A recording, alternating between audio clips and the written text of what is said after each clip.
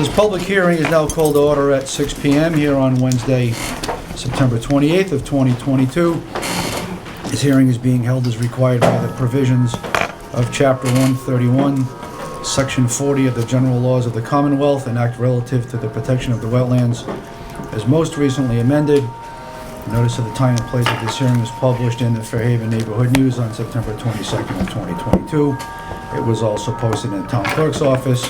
Persons wishing to be heard will be called in the following order, and state ethics laws tell me that I'm supposed to let you know that this is being filmed and maybe even broadcast live, but if not, see us on TV at some point in time.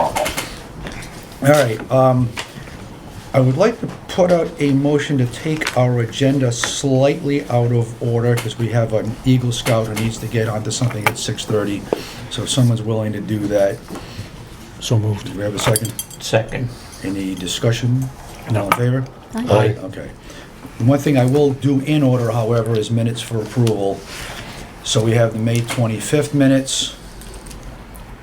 And if someone's willing to accept those as presented, I'll accept the motion for that. I'll make a motion to accept. Do we have I'll a second? second it. Okay. Any further discussion? No. All in favor? Aye. Okay, thank you. And then July 27, 2022, so if someone that was here for that meeting will make a motion to accept. So moved. And- Second. Okay, all in favor? Aye. All right, thank you. All right, jumping over, I'm going to have Heather Dion, Eagle Scout Project Pollinator Garden, speak. Well, actually, I'm not the Eagle Scout. The Eagle Scout that was supposed to be here with me Okay. is sick in bed with COVID. Oh, lucky. So I'm going to be speaking for him. Okay, And I have something that he wrote that I'm going to read to you. and what is his name? His name is Noah Dion. He's my grandson. Oh, okay. Okay, he says the Pollinator Garden is a truly useful place for both the community and the wildlife. First of all, it's a great place to hang out. It also has potential to be a community meeting place for events such as storytelling or picnics. This may seem not true in its current state, but I assure you that when Troop 11 is done with it, it certainly will be. Also, as I mentioned, it is a great place for the wildlife and the pollinators in the area. The native plants used are essential to support local pollinators, who in turn are important to the survival of our farms and orchards in the area. Lastly, it is a great place to learn. Understanding the relationship between our environment and ourselves is incredibly important. I think it's clear that the Pollinator Garden is a great addition to the neighborhood and for the humans and the critters. So Noah wants to make the Pollinator Garden his Eagle project. And we have a couple of other boys who are one's a year and one's 2 years from doing an Eagle project.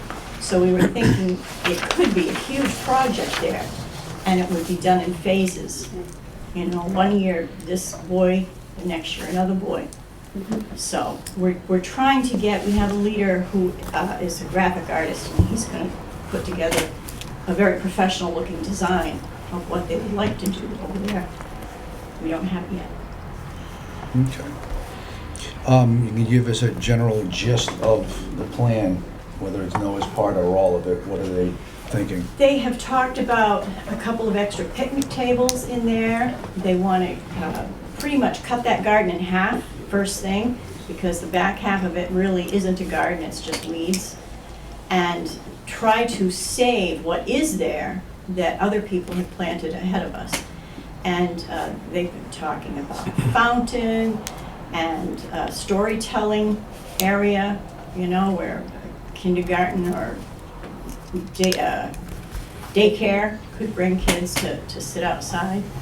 The fountain would be solar powered and would not have a continuous run of water. You know, it would be a contained system with filtration. And more planting, you know, try to get rid of the weeds. If they have to, they would plow under what's there and just start fresh.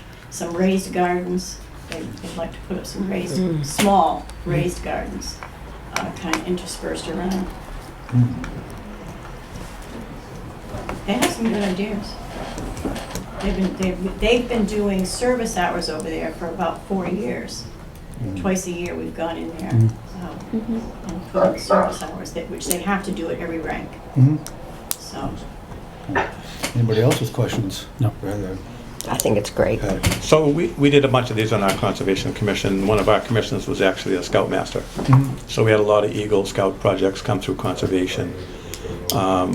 I think it's something that the Scout would actually have to come back and make a presentation to the commission. That's part of his speaking publicly and presenting something and getting it approved, and that's all part of it. Yeah, so they'd be coming back later with the Scouts plan. And he would be making the presentation himself. Okay. But I think it's a great idea. yeah, I think it's fantastic. Yep. Okay. So, Can you leave that open, please? We just want the ventilation. okay. Just- So you just want to make a lot of noise? No, sorry. we'll wait till Noah comes back before taking the vote. Sure. It's the sense of everybody here that this sounds great, and we'll be Sure. happy to have that garden, get some TLC. Switched up? Yeah, super. Thank you. Well, thank you. Thank you. For hearing us out, giving us Yeah. a chance. Yeah. One other thing is, I had talked to the commission about some of our open space. We have an incredible amount of open space in town, and Chairman Rocha mentioned that maybe the Scouts could get involved in some of that. Absolutely. We just have a very long list. Yeah, there's been projects in the past where they've gone down to the bottom of Lantern Lane, I think, and done some trail clearing there, and also at Quaker Wells, which is a property adjacent to the lakes. Okay. Yeah. So, that's two of them, but we do have an open space plan, and we do have an inventory of Well, if you the present- Conservation Commission owned land. If you present us with a list, we can definitely incorporate that into our schedule. Okay. It would give them a good variation. They're not doing the same thing all the time. And Like Pollinator garden, yeah, they hate pulling weeds every spring. They hate me. Okay. All right, well, hopefully Noah will be feeling better soon, and we will put him on the agenda for our next meeting if he's game to be here. Okay. Yeah.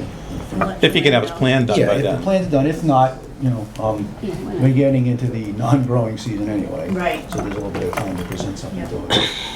Okay, Okay. Thank you. thank you.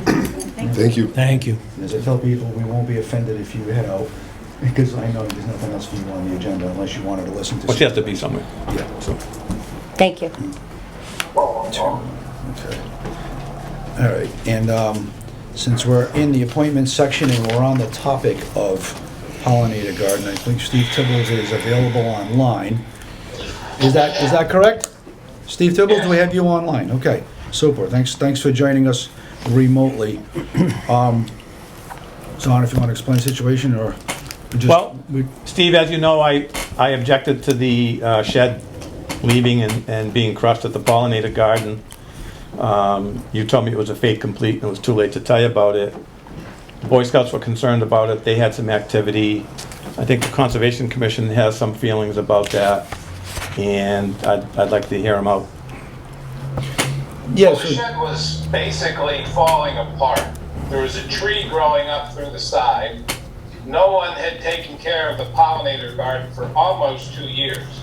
I disagree about that. It was COVID. I disagree. I hadn't seen anybody there. I used to see Marilee there. There used to be other volunteers there at the beginning. And now it just sat there as an unkept, basically gravelled area that had grown in, and you can't tell basically where most of the plants are because they're surrounded by weeds. I stopped maintaining portions of the area up there because Marilee told me she had trees planted out there. Now those areas have grown up 7, 8 feet tall, and I had them down to make a presentable entrance, a presentable look at the entrance of the golf course. My primary concern in that of the golf committee is if they would have a pollinator garden there, that's fine. I mean, you had just mentioned recently, or in your previous statement, that there was plenty of open space in town. Well, they couldn't find any open space when they got the grant for the pollinator garden. So they came to us and asked us about the front of the golf course. Golf committee said, no problem, just as long as it's maintained and taken care of. But in the current state that it's in, it looks nothing more than an eyesore. And if someone wants to do it with an Eagle Scout project, I think that's great. as long as we can continue that and someone can pick up that so it doesn't lapse after the Eagle Scouts project is done. Our only concern is that it's continued to be maintained, and if it's going to be maintained, and it's going to be having park benches, and it's going to be having instruction for readings and whatever, you're going to have some type of area for people to park, or all you're going to have is a muddy mess up there when it rains. And that's what we've had in the past, when people just pull off to the side of the road. Who controls the If land? they're going to do this, then they're going to present it and keep it as a nice feature for town resident use, then I'd like to see somebody commit to doing that so we know it's not going to fall by the wayside in the future. And that building, I mean, if you can ask Dan, when we moved it, the building had a tree growing through the side of it. I opened the door, there was more rat and mouse excrement in there than there was anything else, and it hadn't looked like it had been touched in years. Well, I know there's two of us here that don't agree with that, but So thinking ahead I then, asked about the building, and I asked about the building a year and a half ago. Golf committee asked about it. Nobody seemed to have an answer. Dan said, I've got the opportunity to move it. So I said, okay, well then we'll move it, because it didn't seem as though anybody was going to take care of it. And people were complaining that it looked run down and shoddy at the entrance. I didn't hear that inquiry, but that's water under the bridge because there is no building there anymore. So in thinking ahead from what we just heard from Heather Dion here, and the fact that we do have possibility of some maintenance and manicuring and all of those things for the next, we'll say, 3 years, I think that's a good start, good way to get back on track. I don't know what level of communication you want from us, you need from us, or do we just communicate through DPW? What's the best next step here? My question is, I've been asked, and I've been trying in the past to dress up the entrance. Okay. And because I go to dress up the entrance, and they say, well, you can't do this, or you can't do that. If I get approval to do what we need to do to make it look better, and then Marilee comes along and they want to do the pollinator garden. I thought it was a great idea. It went in, it looked nice initially, but unfortunately, nobody seemed to want to help her out. And she was up there almost every day working in the bloody thing. It was just too much to keep up.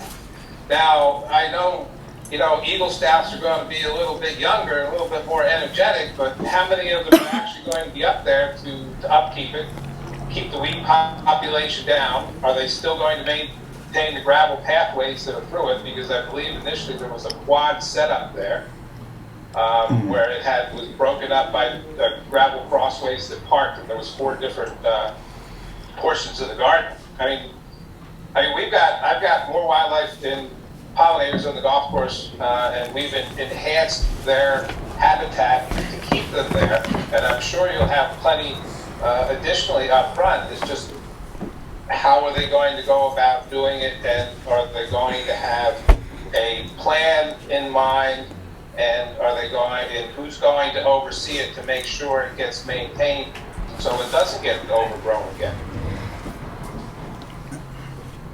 I think that plan's going to be coming to us by the end of the calendar year through the Eagle Scouts, and it sounds like there's a way to keep this going for at least 2 years, 3 years, and then now that this is back on our radar, we can pop by once in a while and do some weeding too.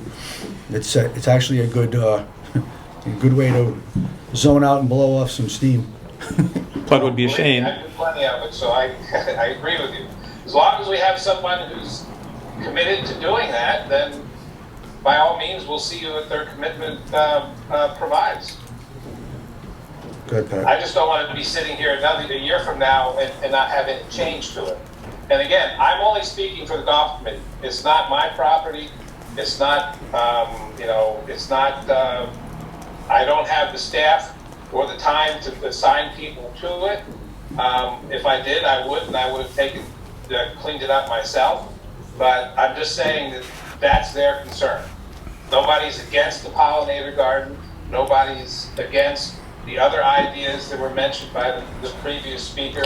It's just that ideas are good, but when they're not followed up, they seem to fall apart, and then nothing ever gets resolved. And that's the primary concern we have there. Okay. And I guess my concern is that without some type of firm commitment here, a couple of Eagle Scouts go out, do a project they're proud of, they expect it to last some time, and the golf committee makes another arbitrary decision and just says, we think it looked bad, so we took it out. 'Cause that's what happened to us. I got a phone call after it was already gone. And there wasn't anything wrong with the inside of the shed. I'd been there, Heather had been there. That's your opinion. Hold on. I didn't interrupt you, so please don't interrupt me. I didn't interrupt you, so don't interrupt me, please. Steve, Pat has the floor here. Thank you. So it may not have been a Cadillac of a shed, but it was functional. It had all their tools in it. They were ready to go, and it was gone. Just a very arbitrary decision and a very cavalier attitude when I said, don't move the shed. So there needs to be something black and white that says what the deal is, how long the deal is. Because if it's a one-year deal and a scout project's gonna get torn up and thrown away, that's an insult to the scout. These kids do this stuff to make a difference. Is there a garden club in town? There's a beautification committee, I think. Is there? She'd know. Steve, I'm going to ask that, and I know you're here on behalf of the golf committee. Once we get this going with these scouts, that any questions, any desire to do something different, either come through Pat or come through me as the chair of the committee, or just get asked to us first. I would prefer it came through the commission. Okay, yeah, through us, because we're going to serve as the conduit for the scouts that are doing this work. That's fine with me. I mean, Okay. I went to the town administrator and I said, listen, I've been trying to get resolution of this for a while, and I haven't gotten any resolution.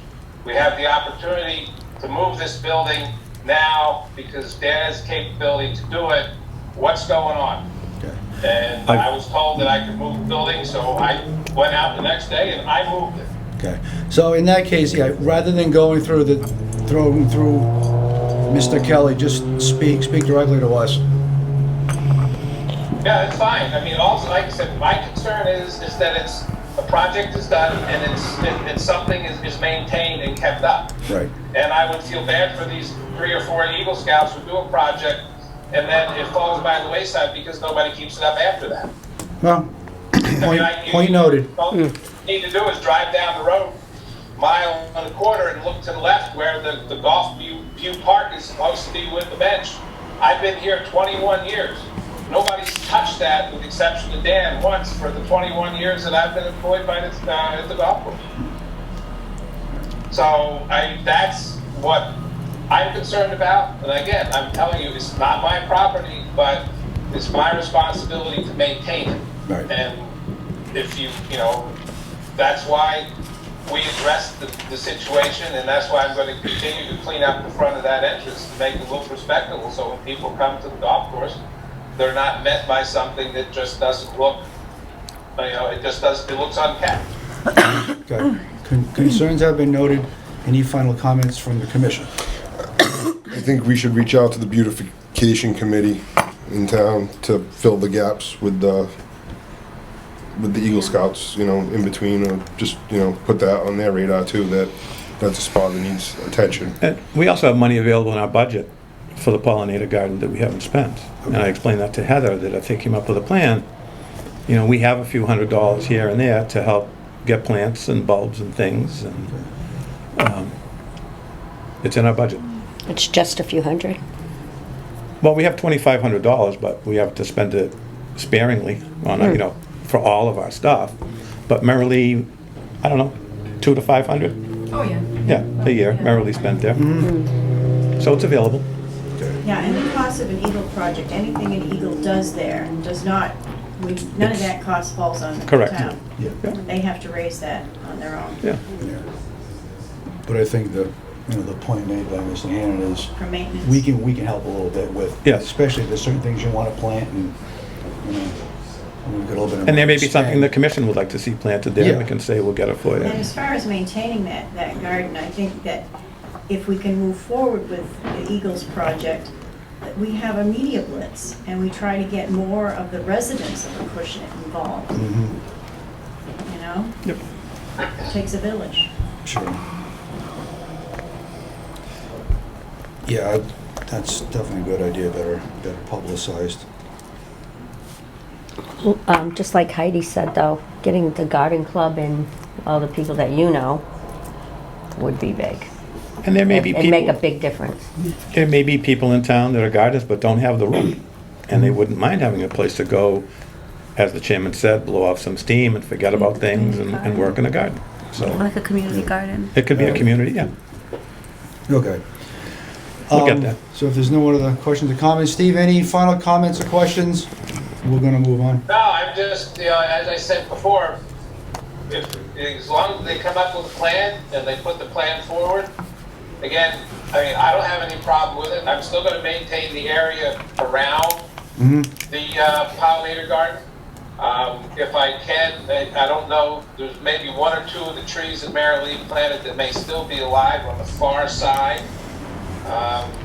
And I'll have my, I'll try to go through there and tag those. Okay. They were tagged a while ago. I don't know if they're still pointing out, but no, I don't. Like I said, I'm fine with pollinator garden. I mean, we do significant number of projects in the golf course to enhance our wildlife, and we're not against it. I just want to, since it's sitting there right at the entrance. I mean, it would be nice to have a great facility out there if we can, if we can come to that end at some point. Okay. Thanks for your time. Thanks for joining us tonight. Okay. Stay tuned. Okay, going back to earlier in the agenda. Meeting mail, so it was an email to Alan Decker of Buzzards Bay Coalition. Yeah, we have a few mail things, so. Okay. So have you followed up on what happened with the selectmen's meeting with? I listened to Buzzards Bay? the video. I haven't spoken with Alan since, and he hasn't contacted me. Okay, so it was presented by the Buzzards Bay Coalition as purchasing for open space, but it was a groundwater protection project for the wells in Mattapoisett and I believe Fairhaven. Yeah. It was supported by the town administrator. Mr. Kelly's the one who sat down and negotiated with Alan Decker, I believe. The CPC voted positive action on that, approved spending that money. It went onto the warrant, and Friday morning, when the selectmen were setting the warrant, Selectman Hinckley brought up the fact that this was an open space project with no access. And if you remember, Alan told us that they hadn't found the access yet, but they were working on the access. But the main reason for the project was for groundwater protection. And I believe that Mr. Kelly knew the reason for the project if he sat down with Alan Decker, and he offered nothing to the selectmen to say, no, it's not about open space. Just let them have their discussion, and they voted to take it off the warrant. Right. We've received communication from the Finance Committee that it may not have been appropriate to take it off the warrant. And they have a meeting tonight too, which I'm thinking I'm gonna get there around 7:30, 7:45. I was a Finance Committee member. We would make a positive recommendation or a negative recommendation, but you didn't have the right to take something off the warrant. It should just go to town meeting and let the voters decide. Everybody votes their recommendations. So I don't know what's gonna happen with the Finance Committee and the Selectmen. You might have to look into that a little deeper. And Mr. Kelly had been in touch with you, and I was just surprised he didn't say anything about it. I haven't said anything to Alan about it not passing. I don't know if you have. Nope. Do you want me to? Let's see what the FinCom does Yeah. tonight. Did they actually take that off the warrant, or They did said- they just take approval of funding it. No, they said they were taking it off the I warrant. thought they took the other thing off. I didn't think they took that off. Yeah, you were there, you were sitting in the front row. I didn't think they had taken it off. It sounded No, they like, said they being a negative recommendation, I thought. Negative recommendation. Yeah. They didn't take it off. Okay, well, Cause, maybe I so heard it it can wrong, still too. be, okay. it can be, still be, they're gonna, somebody can, it's gonna be on the thing. They're gonna recommend that the town people don't vote for it. That's, That was what I got out of it. that's too. how I understood. But it would still be on the warrant. did you get my conversation take on it when you watched it? Yeah, but it could very well be that it's going to be on and they're not going, someone else is going to have Right. to make. The other, find out. the other Someone else is issue, going to the have to other make a issue, motion and they second took it. it off the warrant. Okay, I'll find out tomorrow morning. Well, Yeah. the stormwater. Stormwater. Right. Yes, Yeah. and we'll talk about that in a bit. Okay. So you'll go to finance, you'll hear what happens. Like I said, I haven't had any contact from Alan Decker. Yep, okay. I figured if, Because, I mean, he left town thinking he had a deal and everything was good, and well, that's right, he's probably out of town still. he's probably presented that to the Buzzards Bay Coalition, and they think that they're, because this is a $6 million land acquisition in 3 towns, and ours was $84,000 or $64,000. We were the smallest part of it, I was like, yeah. but it was an integral part of it. Okay. Okay. What else do we have for meeting now? We got a letter. Well, let's talk about meeting mail for Weldon Lane. So there's a historical trail at Weldon Lane. It's got a Conservation Commission sign there and a Historical Commission sign there, says it's a historical trail. Eversource has decided to start using that trail to mobilize heavy equipment to get ready for their big project out there, some kind of reliability project going in. So I've been being contacted by some of the residents there. They've sent in a letter and a petition asking that the Conservation Commission step in here and decide whether or not, that's a good situation or not. And if you want to read this into the record, or you just want to have everybody see it. Yeah, I'll read it to the record. Yeah, Yeah, we got that in the email anyways, didn't we? yeah, Joanne sent it to you Yeah. guys. Yeah. And there's a number of residents that have signed about that. Okay, so this is dated August 29th of 2022. This is to all contacted parties, Planning Board, Conservation Committee, should be Commission, and Board of Selectmen. Please accept this letter of opposition from the residents of Weldon Lane. We strongly oppose the use of the historical Weldon Trail to be used as a passage for Eversource to access the power lines. This conservation land was donated by a will with stipulations to conserve and lead to the old mill ruins. Eversource coming in being approved to utilize this historical property is appalling. The Historical Society has already done so much research into this land within the past year. Weldon Lane is a dead-end street with no cul-de-sac or turnaround options. The residents have invested in properties here for a reason and with passion to conserve. It is a burden and an extreme annoyance to have large trucks and equipment brought down this road. It is a danger to the children who use this road frequently to play. It is also a danger to whom use the trail for walking as its intended purpose. The purpose of this trail was never to become a byway for transportation. The walking path and surrounding areas are considered wetlands, which leads to the assumption that the record-breaking drought of this year was never considered when testing the soil.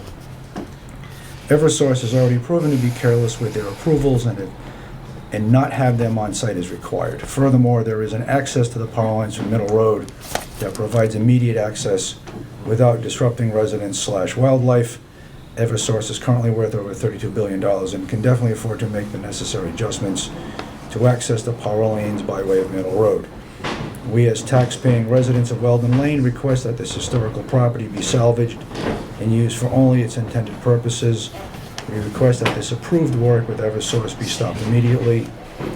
We request that Eversource be informed to use the access on Middle Road as a byway to the power lines. Additionally, this will end up a burden on the Department of Public Works, as the road and path will now need repairs as a direct result of heavy equipment traveling over them. It is our understanding that it would be in the best interest of the town of Acushnet to utilize the cheapest option. In regards to repairs, that would be the responsibility of the town departments. Currently, there is a list of signatures making its way and will be submitted upon completion. Unfortunately, this work started so quickly that the letter has to be submitted this way. The original plan was to be started in 2 years, but apparently that was fast-tracked without notifying anyone. This was definitely done to avoid any opposition, since Eversource moved fast and the town didn't. It is appalling that there is a posted sign saying that no ATVs are permitted, yet there is an approval for large heavy equipment and trucks to be moved through the walking path. The trucks have recently torn up newly planted grass, and the resident that maintained this area is extremely upset. All residents respectfully requested that the work be halted to give them a chance to gather documents and work with the town boards, but that did not happen. They are still accessing the trail as a byway. The residents once again request that the town protect what was donated and respect the terms of the donation for wildlife conservation. These approvals are most definitely disruptive to the cause. It would take another 2 pages to outline all the safety issues of having large equipment on this road, so that will be spared in hopes that the audience can realize this with common sense. Signed, all residents and visitors, and there's quite a few signatures there, so. So I have been out here quite a few times for telephone complaints. I did meet with Eversource last year about this project. We went to Weldon Lane, we walked down, and we talked about what they would do if they were going to use that trail. And the wetlands were delineated prior to the drought, so I have confidence in the wetlands lines. They aren't really starting the project early. What they were doing is digging test pits for a drill rig that was going to come in and see what the geotechnical conditions were for these big bases that go in for these high-tension towers. I did stop the guy that was out there with an excavator. He didn't have the notice of intent with him. He didn't have any information. He was just told to go out and go to work. There had been some damage to there's some concrete in the trail going back. The excavator did break that concrete and created a couple of holes in the road just on that one trip. They had a 18-wheel trailer parked out in front of the folks' houses while they worked. Normally Eversource has a staging area somewhere that they park all those things to not annoy the neighbors. Everybody's neighborhood is important, but this is these people have done a very nice job with their properties.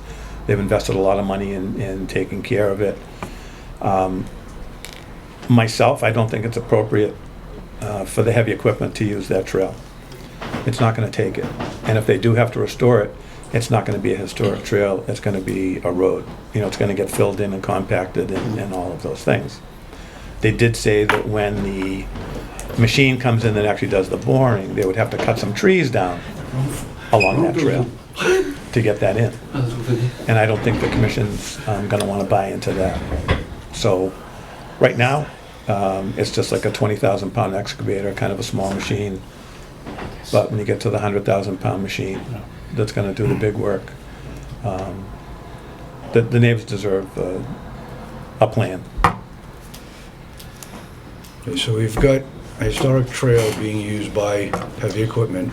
And something being staged at the top of the trail. I understand that Eversource has access to their properties, but was this trail designed for that or set aside for that?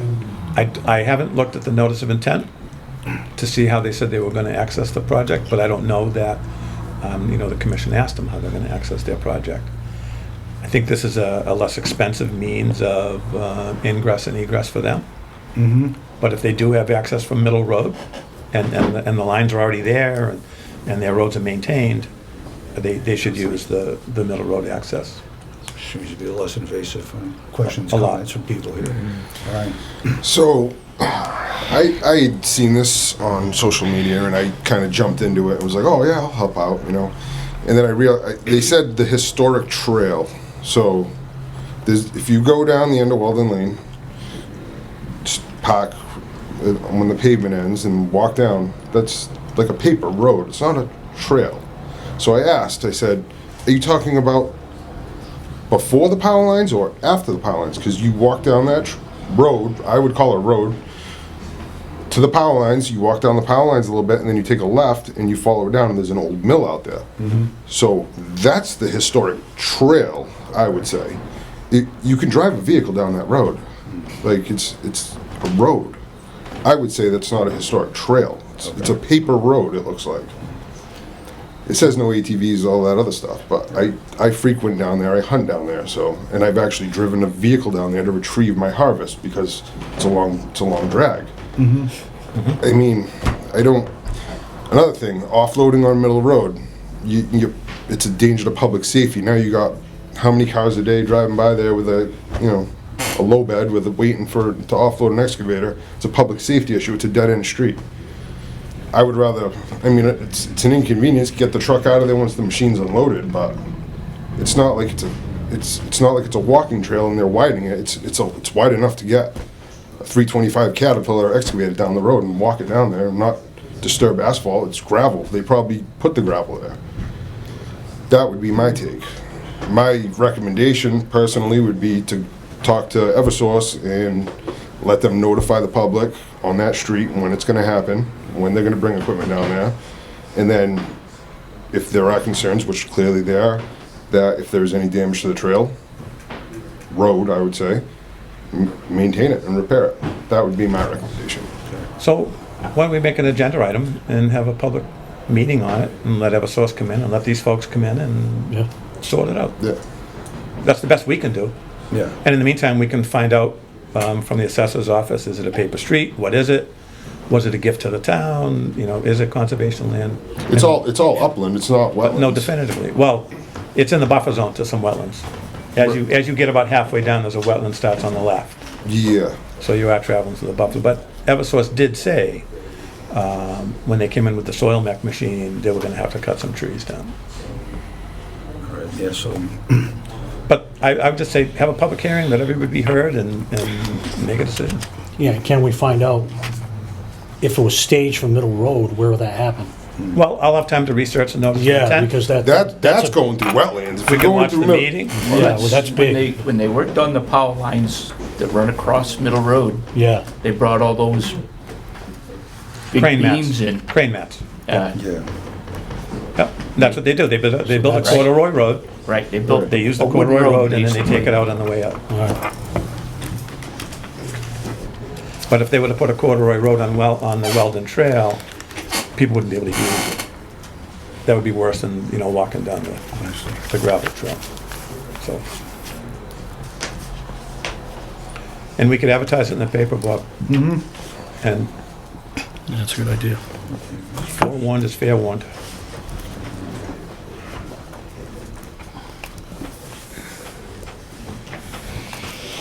I'm writing notes here as Joanne is we too. talk. Okay. All right, so we'll try to, we'll get this advertised for the next meeting, a public hearing next month.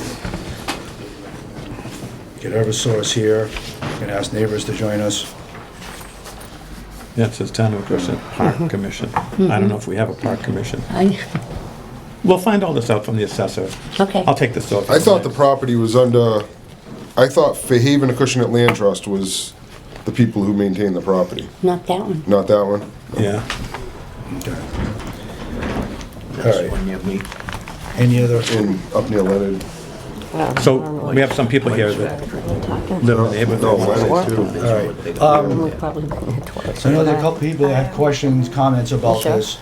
This is not a public hearing, so what I'd like to do is just maybe hold this to questions you would like to have answered at whatever public hearing we have.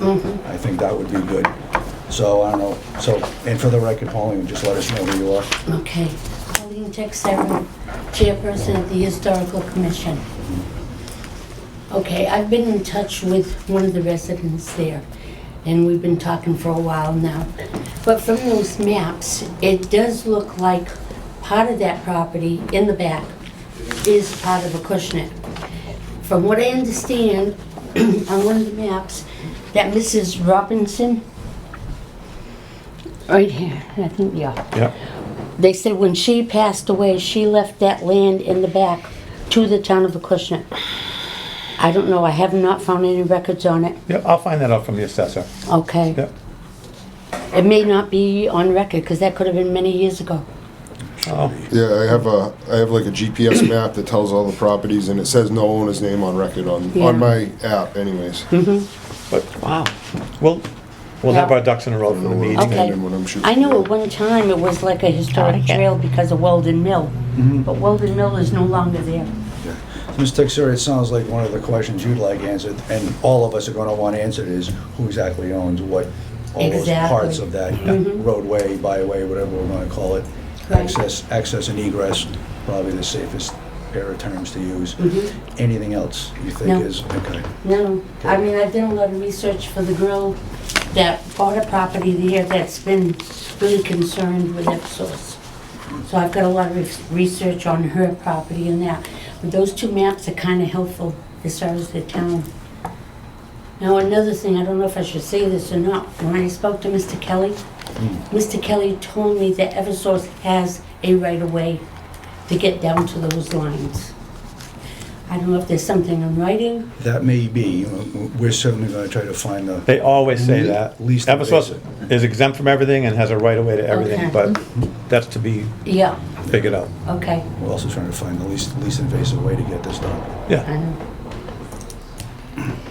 Anybody else on this question? No? Okay. You have any questions? No.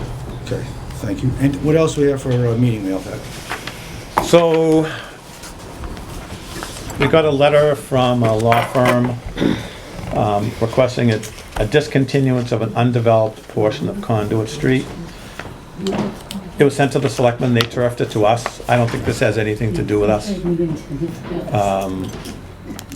I'll send it down the line and you can take a look at it, but I don't think we get involved in paper streets. I think that would either be the planning board or the planning board.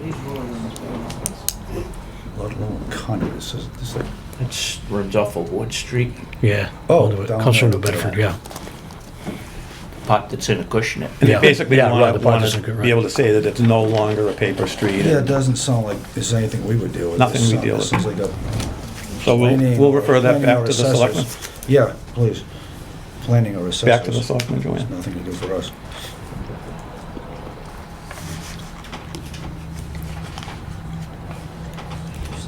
Anything else? Well, this is Conduit Street on the high side. Yep. That's up, that's what runs like up by Town Liquors. Do you have any other mail, Joanne? You don't have any other mail? Whatever you have the EPA, that's for them, all right? That's for that. MS4. No, it's not. That's an update. Okay. Okay, we're good on mail. And you got the Beals and Thomas? I've got the Beals and Thomas report. That's all? Yeah. Yeah. Okay. And, That's it for meeting mail? Okay. Old business, there's nothing, so new business. Enforcement order, Paul Boucher, 7 Morton Lane, file number is SE001-0566. Failure to follow the order of conditions as approved for this project. Well, they end, they're in the room, okay. So, get us started. Okay, so, as you know, there's been some issues that the project wasn't built as it was planned, and as approved. So, I did issue an enforcement order, based on the fact that there were no erosion controls, no stormwater basins. Basically, a lot of the things that are required under the notice of intent just haven't been done. So, the first thing we would need to do is go through the enforcement order, and you folks can decide whether you want to ratify it or not. I think everybody has a copy of it.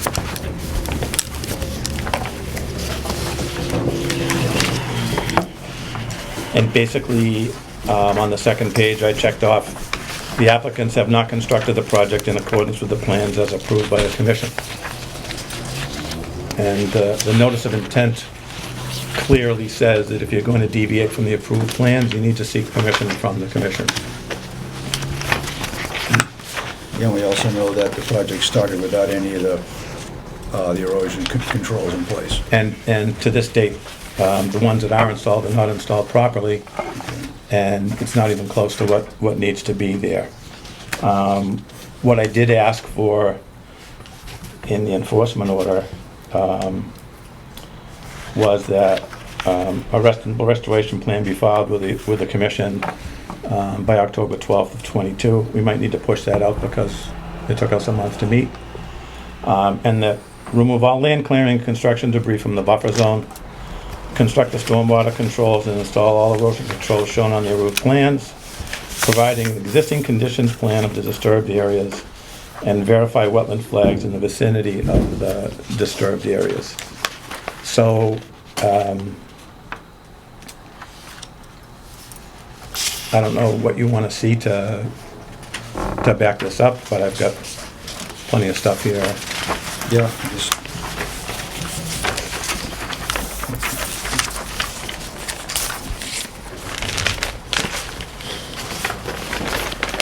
So just so the agent, you're serving as a... Dave Pichette will be speaking on my behalf. Okay.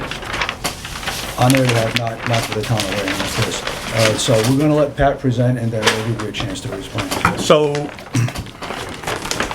I outlined the erosion controls that were approved by the commission in yellow here. And basically, the project was basically circled in erosion controls. And almost none of that was done. And probably less than half of it's been installed, and none of that has been installed properly. I did go by the job site maybe a week or 2 weeks ago. I spoke with the applicant. I informed him that the silt fence that he did put up, he had installed improperly. I asked him to install it properly. I went back there the other day in a rainstorm, and it has not been installed properly. He put rocks on top of it to hold it down against the ground, rather than key it into the ground. There's a detail in the plan of how to install a silt fence. It wasn't done, and actually, according to the plan, this project called for a silt sock. I think we talked about a silt sock was less invasive and might perform better, but that didn't get done.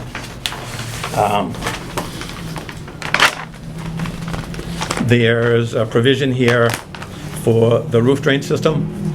The roof drain system was not installed. They decided that they didn't need it based on the last time they spoke to us.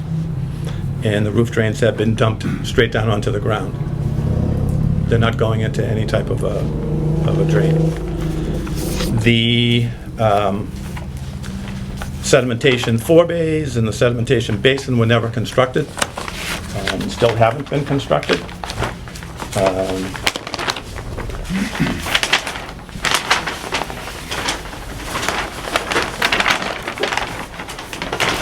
In the front of the property along Morton Lane, there's a 24 by 60 vehicle storage area that has not been constructed.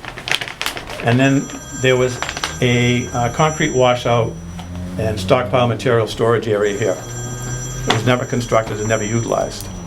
The concrete washout's been dumped on the ground. And that's actually a violation of the NIPD's permit. So it has to go into an impervious area and it has to be disposed of properly. If we look at the construction, operation and maintenance schedule on the approved plans, prior to construction, silt fence shall be installed per the approved plans. The silt fence shall be inspected prior to a large storm event to ensure the erosion control functions. The limit of clearing on the approved plan shall be strictly adhered to. In conjunction with the site construction, the detention basin shall be constructed and stabilized as soon as possible. The detention basin and sediment forebays shall be inspected weekly or after all rainfall events greater than ½ inch, whichever occurs sooner. Any erosion within the basin shall be filled and restabilized in a manner to prevent future erosion.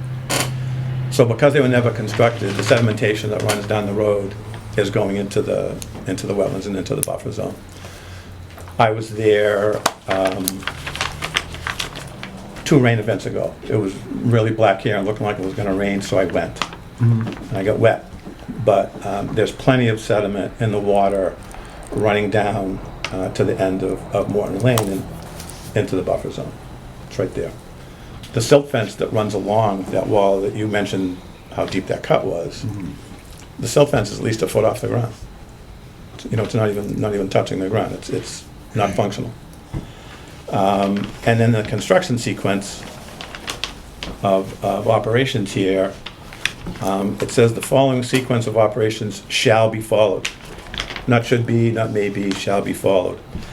And number one is prior to any earth disturbing activities, the erosion control barriers consisting of silt fence shall be installed in locations shown in the site plans. That wasn't done.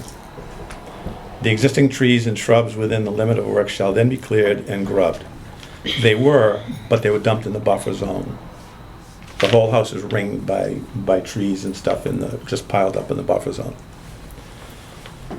The construction phase of the project shall begin with the construction of the infiltration basin. That didn't happen. The area shall then be filled and compacted in 12-inch lifts to the proposed rough grade. There hasn't been any filling because they decided that they were going to lower the house and change the grading and all of those things. None of that came back before the commission. And then throughout the remainder of the construction phase, the entire project shall be inspected on a weekly basis, and after any rain event greater than 1 inch for indications of erosion, any eroded area shall be repaired immediately and stabilized with vegetation, geogrid, or any method the contractor determines to be adequate. Because nothing was installed, there's been no chance to maintain anything.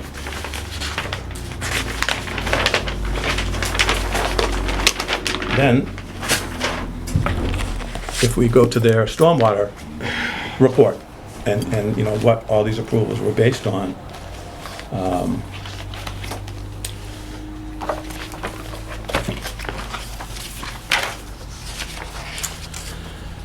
this is from the start of the project. This is their narrative for the stormwater. It says, throughout the project, stormwater will be collected along the new paved portion of the roadway with a Cape Cod berm. The remaining new proposed gravel roadway will be collected directly by the 4 bays, which will provide pre-treatment removal of total solid suspended before discharging to the detention basin. None of it was ever constructed. So it's just, you know, whatever falls on the ground and whatever washes down the road is washing down the road. None of this protection was put in. Runoff from the proposed house roof will be collected and discharged to the underground roof infiltration system. Wasn't installed. In fact, they determined that they didn't need it. Our stormwater management bylaw requires that the post-development conditions match or reduce stormwater runoff volumes from the 10-year storm. This will be accomplished by collecting all roof runoff into a subsurface chamber system. So I'm not a stormwater engineer, couldn't do the calculations, you know, that's why we use peer review. I can't determine that the drain system wasn't required. It's something that was approved. That's a change. It should have come back before the commission.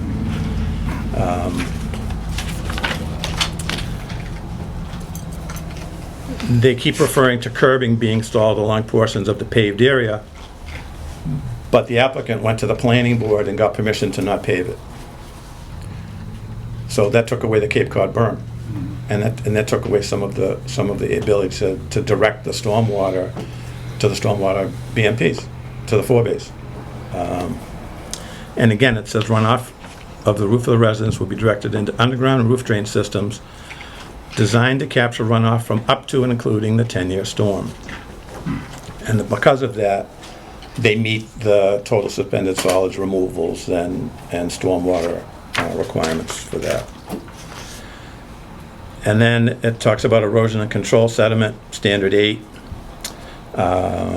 Erosion control measures have been developed for the project. They're included in the construction set drawing. The plan shows the locations for erosion control devices. Erosion control measures which are proposed to be implemented during construction, including the installation of silt fencing, which has the bottom 6 inches buried in the ground. Any extra soil would be cast up gradient of the silt fence to catch it. So it's in here to do these things the way that they needed to be done, but they weren't done that way.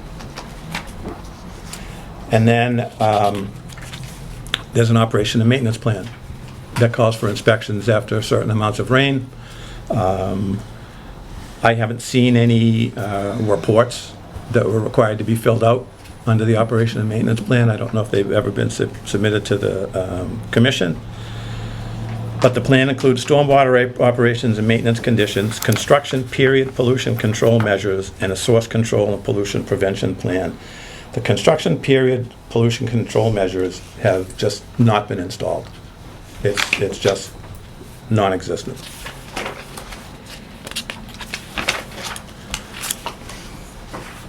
And this is the part we don't understand. This is all the calculations and all of that. And then if you get the operation and maintenance plan, it says that the applicant is the party responsible for operation and maintenance of the plan. And there's an annual budget of $1,500 a year to maintain that system. This is the operation and maintenance plan log that was included for the applicant to fill out when there's a rainstorm. In some instances of more than a half an inch, and in some instances more than an inch and a half. It varies through the plan.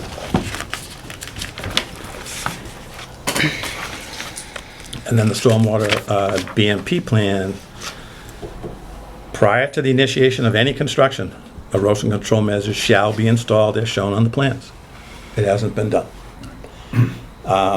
And there was a construction entrance required for this project that's 50 feet long and 20 feet wide to prevent migration of silt and other things from traffic coming in and out of the project. It was never constructed. It just wasn't done. The project general contractor shall have primary responsibility for implementing temporary and permanent controls and shall be responsible for assuring contractor compliance with contract documents. As far as I know, the applicant is the general contractor for this. He's directing people what to do, and he's the person responsible for all of these things. I did go by there like 6 times trying to catch whoever was building the project to see if they had these documents, if they had the notice of intent, and if they knew what was going on. But I never found anybody there. In fact, I found the DPW guys there one day installing the water main, and I thought they were it, and they weren't. So, and specifically in here, it talks about concrete waste, and it says concrete trucks shall be allowed to wash out or discharge surplus concrete or jump wash water on the project site, but only in specifically designated diked and impervious washouts which have been prepared to prevent contact between the concrete wash and stormwater. And the problem with concrete washout is it's very high in chromium and other hazardous materials. It's a violation of the NIPD's permit, and it's a violation of the stormwater plan. Did you say you saw concrete washout there? I have pictures of it. I can get them to the commission. So there's I went through the notice of intent, and the notice of intent in many places says that if you're going to change anything, you need to go back to the commission. And the commission can decide, is it a substantive change or isn't it? And these are very substantive changes to the entire plan. This should have come back to the commission. So rather than go through that, my ask is that the commission ratifies the enforcement order, and that I've talked to Dan Menard, I've talked to Joe Correa, and I've talked to Doug Pimentel, and we all agree that the best way to resolve the stormwater issue is for an existing conditions topo to be done, stormwater calculations be done on the existing conditions, because we don't know what they are. It wasn't built to the plan, and dirt's been moved around and foundations have been put in, and submit it. And if it passes, it passes. You know, that's the end of the story. It would be the best resolution. But in the meantime, these stormwater controls need to be installed. You know, there is absolutely no pre-treatment of any stormwater coming off that site. Before I turn it over to Mr. Boucher and Mr. Boucher, anybody here have any questions for Pat?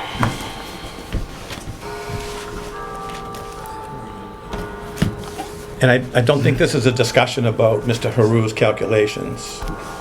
Mr. Haru's calculations aren't what's on the agenda tonight. It's the enforcement order. And I don't know if Mr. Haru was informed that, you know, the plan submitted to planning and the plan submitted to conservation wasn't followed. And I asked the applicant if Mr. Haru based his stormwater calculations on the Zenith plan, and they said he did. So he's been put in an unfortunate position, and so have we, that all this work has been done without any approval. And getting a topo and redoing the stormwater calculations solves the problem. Mr. Bichette, did you want to speak first then for this project? And just for the record, just... Yeah, my name is Dave Pichette. I'm here on behalf of the applicant to discuss the enforcement order. So in terms of what we've just heard, I do agree with some of the comments that were made. Certainly the sedimentation control was not put in correctly. I did discuss that with the applicant, and that definitely does need to be corrected. So that certainly was not done according to the plan. In terms of the project as a whole, this order of conditions is an open, valid order of conditions, and the project is ongoing, so it's not completed yet.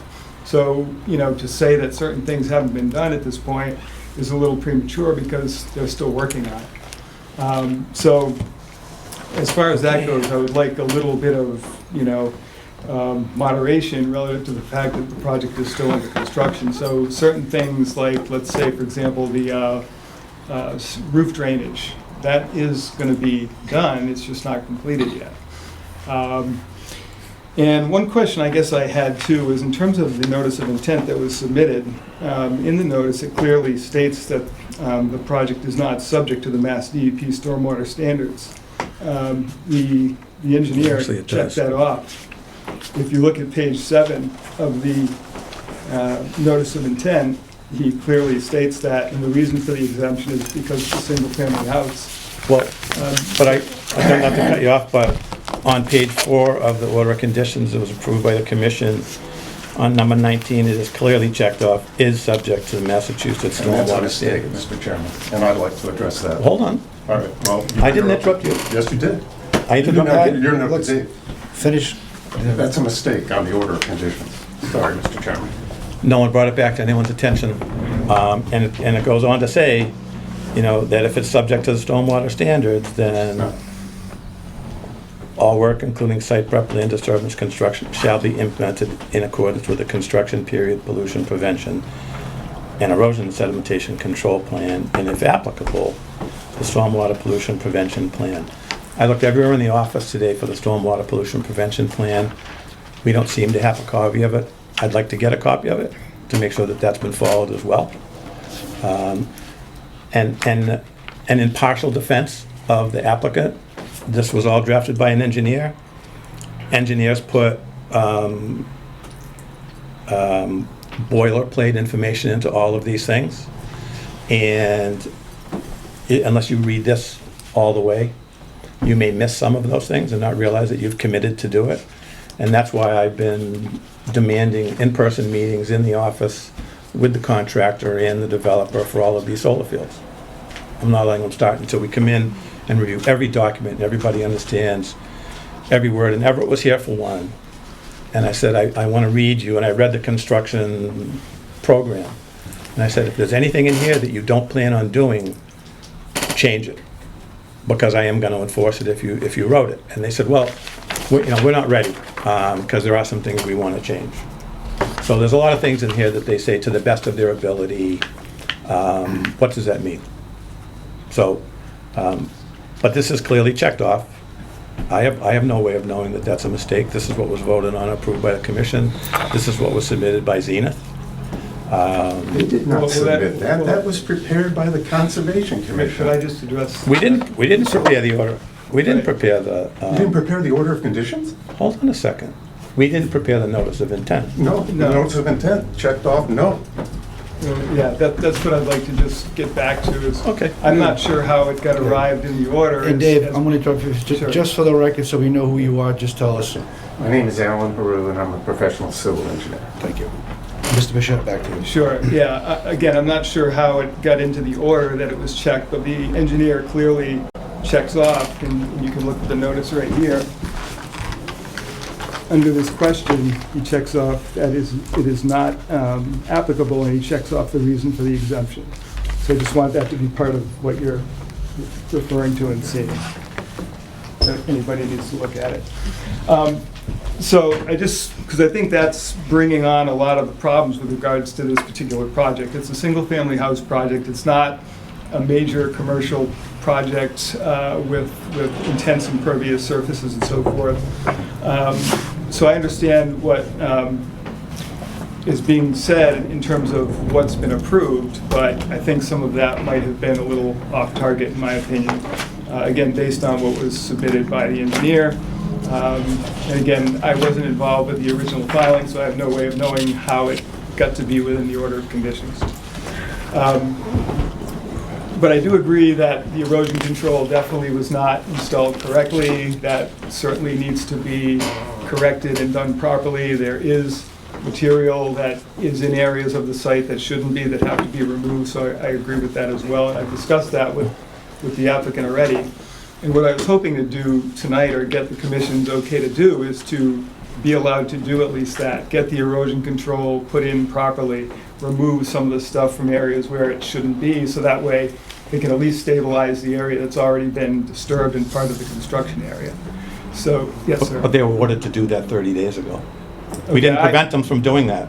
Right, I'm not aware of that. I'm just that- hearing this tonight because they got an enforcement order. But we didn't delay them in doing that. Okay. It was in the enforcement. I said, that's what just at least put in the erosion controls and get that done. Okay, I wasn't aware of that. Thank you for that. So Yep. we're clear to do that if we would like to start doing that. Okay. But I'll remind you that I went there and showed your client that he hadn't installed the silt fence properly, and that was ignored. Right, I'm not questioning that. Okay. I'm new to this project, I've been asked to be involved, and I just want to get it going in the right direction is what I'm here for. And so if we are allowed to go ahead and start getting the erosion control put in properly and get rid of some of the material that shouldn't be where it is, we just want to start that so we can try to satisfy the commission. So. And build the 4 bays and get the water to go to the 4 bays and not out to the wetland. Right, definitely. I'm going to leave the stormwater part to the engineer because I'm not a stormwater engineer, so I don't want to misspeak about that, but certainly we would want to do that as well. Okay, but the stormwater discussion is not on the agenda. It's the enforcement order that's on the agenda, and I'd like to stick to the enforcement order. I thought that was No, no, we applied for a amended order of conditions. There was a public hearing opened, and the public hearing was continued till tonight. Okay. I think he just wants to address the enforcement order. I want to do the enforcement order first. The stormwater is on the agenda later for stormwater. Yeah, and that's perfectly fine. And so, as there are things that do need to be corrected, if it's the commission's position that you want to ratify the enforcement order, that's fine. I mean, we want to do what you want as far as getting that stuff squared away. If you don't think it's necessary to ratify it and just let us do that and report back to you in a couple of weeks and show you that it's done, that would be another option that we would also actually prefer. But whatever way you want to go with that part of it, we're still going to do what we need to do to get the project moving in the correct direction.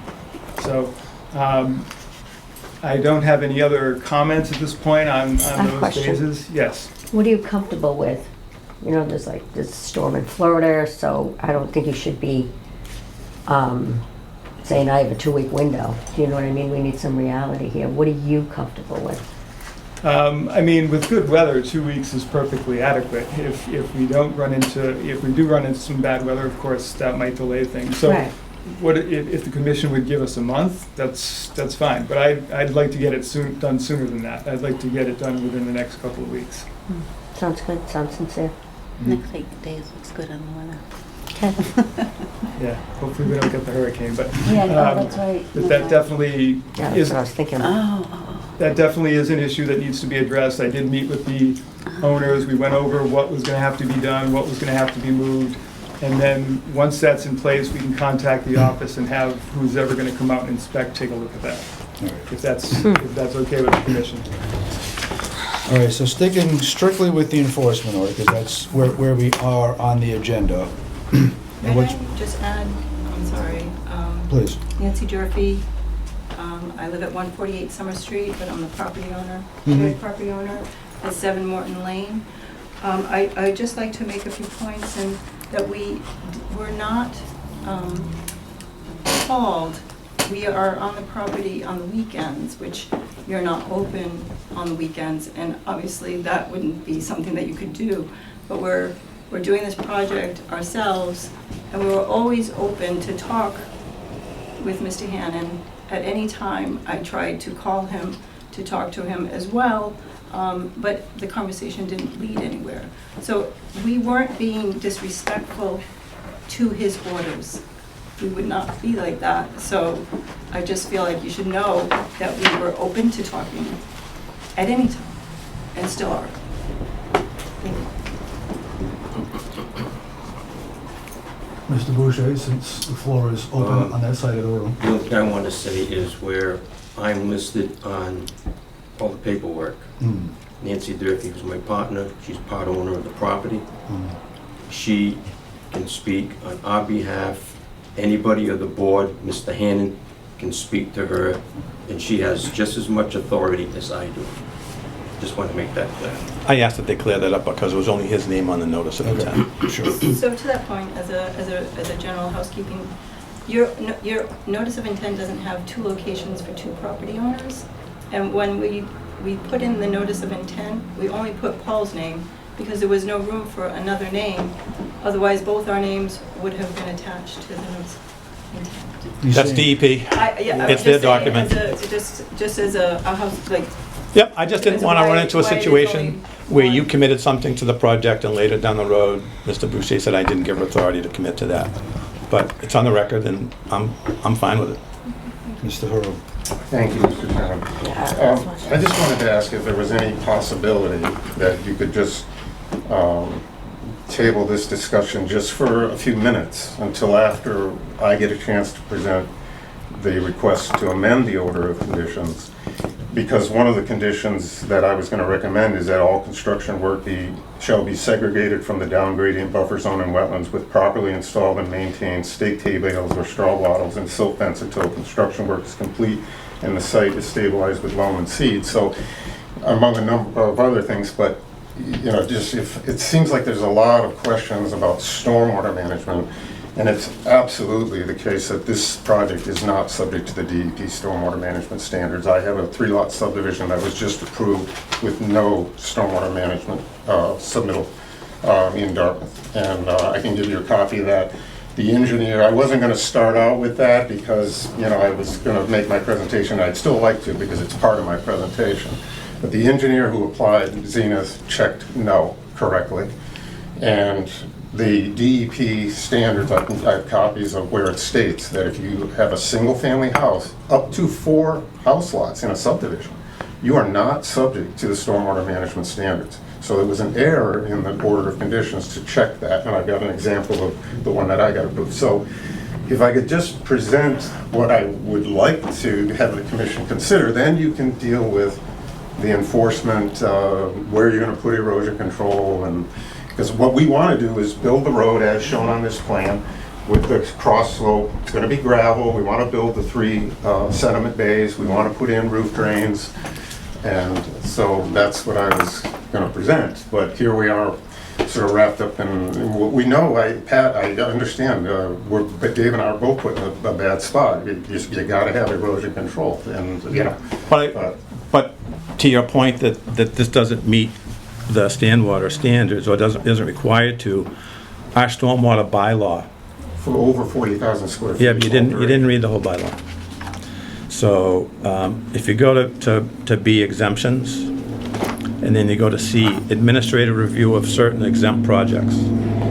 Any land disturbing activity was exempt from the permitting requirements of this bylaw and which has been formed in connection with a project for which a building permit is required shall be reviewed by the Stormwater Board to ensure that the design, testing, installation, maintenance of erosion and sediment control operations facilities shall adhere to the standards specified in the bylaw. So it's not just categorically exempt. You still have to demonstrate. But I'd still like to make my presentation rather than getting into this tit for tat over erosion control. So you're saying your presentation will address the stormwater issue? Yes. Right. And perhaps hopefully address what's in this enforcement order? Some of which I think it will, yes. I mean, yes. At least it's, yes. I think there were a lot of things, I wasn't part of this whole process, but I think there were a lot of things that, for example, the reason the planning board was even involved, this is not a subdivision, but it's typical for a building inspector or a fire department to ask the planner, how would you, if you want to make road improvements to provide safe access for a fire truck or emergency vehicle, you would ask the planner because they know about roads. But it was not a subdivision project. So, you know, then all of a sudden, this planning board's involved and on the plan, there's all these waivers from the subdivision control regulations or the subdivision regulations of the town. I think one thing led to the next and snowballed, and for a single family house, to have to take down a third of an acre of trees and build a basin the size of the whole building envelope is frankly ridiculous, and in my opinion. And the calculations on when they did on the drainage areas in the analysis they did, the runoff curve number, which is like percent impervious, is the same pre and post. The hydrograph going to the basin actually shows less peak runoff in the post development than the pre-development. Their calculations of the volume of these basins, I think it was a lot of garbage in, garbage out into a HydroCAD program, and you know, it wasn't necessary for a single family house. What I'm proposing, you know, what I use, you know, in Dartmouth, where I live, generally they don't require roof drains. In Westport, they do.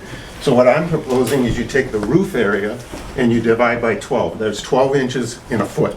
And that magically, if you remember your algebra, you multiply by the reciprocal of the denominator, it magically gives you cubic feet. So if I take 1 inch of runoff over that house, I can contain that water in 6 contactor chambers. They did a dynamic analysis using HydroCAD that's suggesting they need to put in 28 contactor chambers. It's just, I think, crazy. I've never seen anything like it.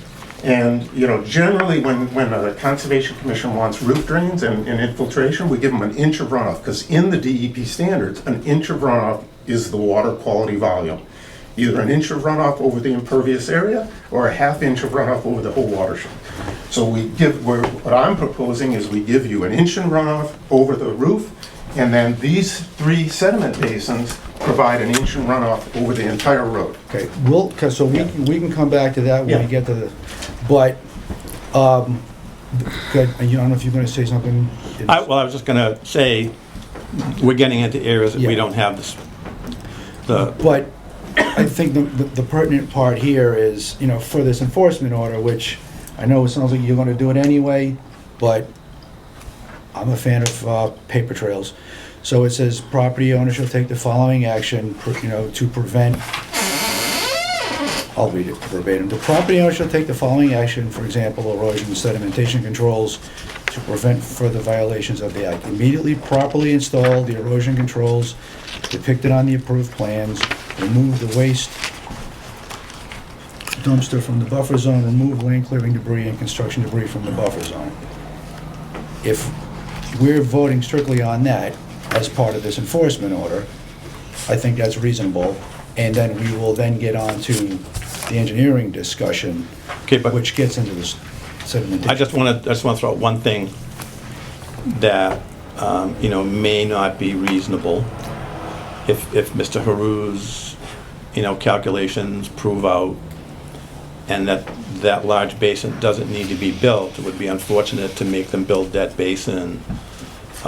If they can come up with a way to control their stormwater pre-construction and achieve the treatment that it needs, I'd be willing to hold off on that big basin, because that is one of the stormwater controls. So if we vote to do this, we're telling them to put in that big basin. Right, and that's, you know, why, again, I'd like to keep the enforcement focused on, as he said, the improperly installed sedimentation control, getting rid of the materials in the areas where it shouldn't be, because that's really what is the meat of the... I want some treatment for that water going down Morton Lane. Yeah. I have significant pictures of heavily silted water running down the opposite side of Morton Lane, not to the side where the BMPs are supposed to be. Right. And going right into the woods. Right, no, we want to do all these things. We want to get this project moving in the correct direction. But we don't want to get into a situation by the enforcement order where they're forced to put sedimentation control all the way around this basin here, out into the woods, like. And I'm sensitive to that, and that's why I bring that up. Yeah, so what we want to do is get all the erosion control contained around the building envelope properly, and then address the stormwater issue, as you mentioned, which Mr. Haru is going to address. But you've got to do something about the road. Meaning? Capturing that untreated Yeah, stormwater yeah. on the road, you have to do something about that. Right, and Whether that's it's a what he's- short-term measure? Right, that's what he's going to discuss as part of his. Yeah. So, but I would ask that as part of the enforcement order, that there is an existing conditions topo, so we find out what the true grades are. We have a different plan at the planning board than we have at the Conservation Commission. The house was turned and it's where it is. The septic system seems a little different. We don't know what the grades are, and Mr. Haru doesn't know what the grades are, the existing grades. And this is gonna need to be peer reviewed. And this would be going to Beals and Thomas. And So, it sounds like what you're saying would be a slightly amended order of condition, I mean, enforcement order. I don't see anything in print here about the topo? Topo. So after I met with Board of Health and the Planning Board and DPW, it was their suggestion that this was a redo of just what the elevations are out there, since they've constructed the house, since they've put in the septic system, since they've cut the road. What are the true features of the property right now? And what will it take to achieve stormwater based on those features? I mean, they've changed what was going to be there. They've changed what was going to be approved and what was going to work. And I believe Mr. Haru used a set of plans from Zenith to base his calculations. He didn't go out and do an existing conditions topo. He doesn't know what the true elevations are.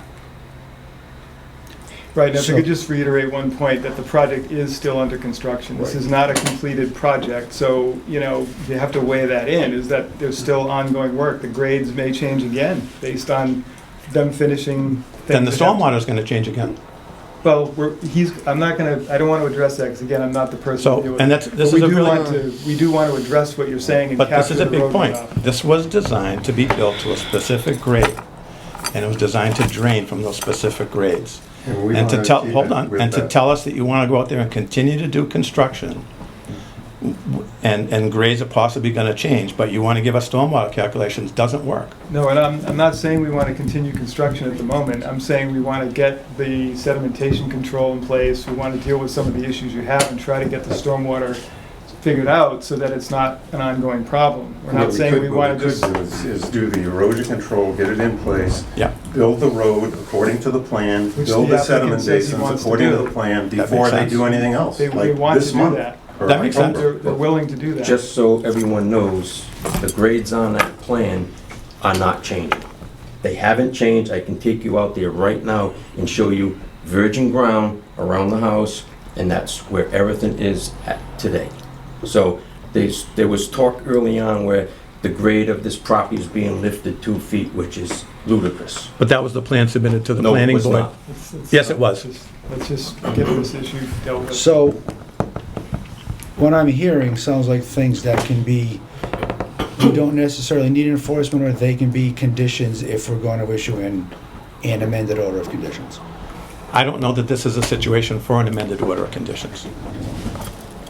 We started to do this with Keating, and legal counsel came back and said, there's very rare instances to amend an order of conditions, and forget about it, if you remember that. But so what do we do about the fact that we've got a house that's at a So different... I think that Mr. Haru had the right idea. Put in the erosion controls to control the construction area, finish the road, and put in those sediment bays. That's a very important part of it. And then he can determine what he's got for grades to go from there. My analysis is really, as you'll see, it's what I would call a static analysis. Like I said, I'm just showing you that we're going to provide 1 inch of runoff over all the impervious areas and infiltrate it, recharge it back into the ground. And when you put a series of 3 sediment basins and hopefully a wooded buffer zone, that removes 80% of the total suspended solids. So those are the two water quality things that we're dealing with. But in fact, the order of conditions is in error because we're not subject to DEP standards. Okay. So I'm gonna hold it there for a second. So what I'm now hearing is that we're gonna do a simplified enforcement order and strike some of it, or we So gonna- we have the enforcement order that tells them to install the erosion controls and BMPs. Right. So all we would say is that the commission would defer action on the basin, the large basin, until we find out if those other smaller facilities work. Is that what you want, Mr. Burrow? Well, at this point, like you said, I haven't had a we chance want to to get, present we want to anything. get the road done and the components in place to deal with the runoff. That's what we want to try to do immediately, as soon And as we can do that. That's If you're paramount. giving us the green light within the next 2, 3, 4 weeks, that is going to get done, okay? They've had that green light since the enforcement order was written. Well, when an enforcement order is written, you kind of feel like you shouldn't do anything until you get the approval to. I went to the site and doing spoke with the applicant it. About the road? and said, this is what needs to be done. You need to install these things. All right. We didn't talk about the road. Okay. So regardless of that, we just want to proceed with these features that we've discussed. If we can get that go-ahead from the commission, that's what will be done, and then we will report back to the commission once those things have been established. So we'll leave out the topo and ask them to install the erosion controls, BMPs, complete the road construction to the approved plan, and we will defer to peer review on whether or not that large basin is needed. Okay, so you're gonna have to rewrite this I'll enforcement. rewrite it. All right. I'll amend it. But if you would ratify it subject to those conditions tonight, that would be best. I'm gonna write this down, because I only want to ask for this. You writing it down, Joanne? Doing my best. No, but when I ask for a motion for this, I want to make sure I've got the Okay. language. So, installation of erosion control. As approved on the plan. Well, see, again, we don't want to say that because that wraps it all the way around the whole basin that we may not need to build. So we want to say around the construction area. That's what I would prefer. So why don't we say that you'll install erosion controls as agreed to by you and me out at the site? Well, I've got a condition that I can give the chair if you want. I can give it to Joanne that I think I just read to you that I think sort of deals with it. Say it out loud, that'd be great. Okay. All construction work shall be segregated from the down gradient buffer zone and wetlands with properly installed and maintained staked hay bales or straw wattles and silt fence until the construction work is complete and the site is stabilized with loam and seed. So all their construction work now is having to do with the house, and then hopefully we can get the road built and these basins built very soon. But all around that area, there would be erosion control that I just described. Would you be kind enough to let me look at that so I can write it But- down? Bob, They don't need to go through the expense of putting in the straw bales, and we can't use hay bales. That'd be easier. Because of invasive species. A simple silt fence takes care of this whole thing, keyed in properly and properly installed. It's not like it's a 3-to-1 slope out there. Okay. Yeah. We were just offering the straw Extra, yeah. extra, but if you are okay with that, that's Yes, fine. and it's that much faster and Okay. that much less expensive. very good. Waiting for that slow machine. Yeah.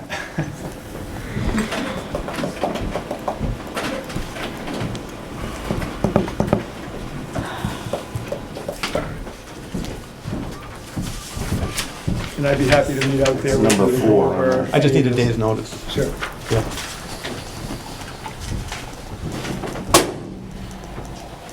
All right, so we're not gonna do staked hay bales, we're just straw wattles and silt fence? Just a or silt fence, Silt fence. properly installed.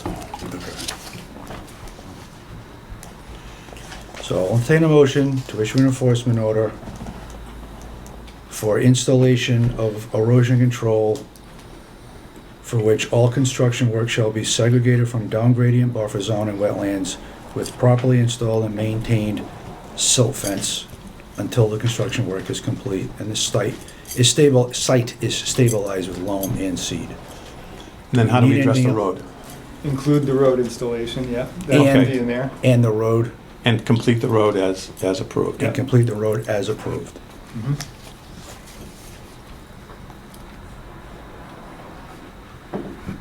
So do we have a motion to do that? I'll make a motion. Do we have a second? I'll second it. Do we have any further discussion? No. All in favor? Aye. Any opposed? Any abstaining? I'll abstain. Okay. 5 ayes and one abstention. Okay. So that ends that topic. Thank you very much. Thank for you. your effort. Yeah, don't go too far. Okay. Although you're not quite next, but, actually, if you want to sit for a minute, go Sounds ahead. good. So, need a motion to open a hearing, open the next hearing. Motion to open a public hearing for NOI Frank Joseph, 352 Main Street. Thank you. Do we have a second? Second. All in favor? Aye. So, a notice of intent was filed by Frank P. Joseph Jr. for property located at 352 Main Street, map 11, lot 28. The applicant proposes a septic system upgrade within the 100-foot buffer zone to a bordering vegetated wetland. The applicant is represented by David J. Fredette of Fredette Engineering Services. Plan name is Site Plan for Septic System Upgrade dated August 31 of 2022. Do you want me to stand, or can I just sit here and... Your call. If you're comfortable, stay comfortable. First of all, I got all but one card. These are the 2 that came back. Do you want the 2 that were not deliverable? Yep. I guess I can give you the whole thing. So do we have green cards for everybody? What's that? Do you have green cards for everybody? No, there's one missing out of the 5 that I sent out. You have the proof that you sent. I have the proof. You need that? You can email it to me or drop it off, whatever you like. You want Oh, to if make you a have cop- it now. You want to make a copy of it? I'll let you take a copy. Oh, I can't have it? You want it for your Well, record? if you can make me a copy then of all of them, I mean, that's the proof of all the 5 that we sent. Okay, But no that one problem. that didn't come You back get was, $100 a page for copies, just so you know. okay. And so for the record, you are Yeah, indeed, that, you are indeed David J. Fredette, yes? I am Okay. Dave Fredette. Thank you. I'm a civil engineer by profession. And I just wanted to make sure that I understood, or that you understood, that this plan is for a septic system, and the wetlands have been delineated by LEC, and, let's see, I just noticed in the last letter of LEC's gone.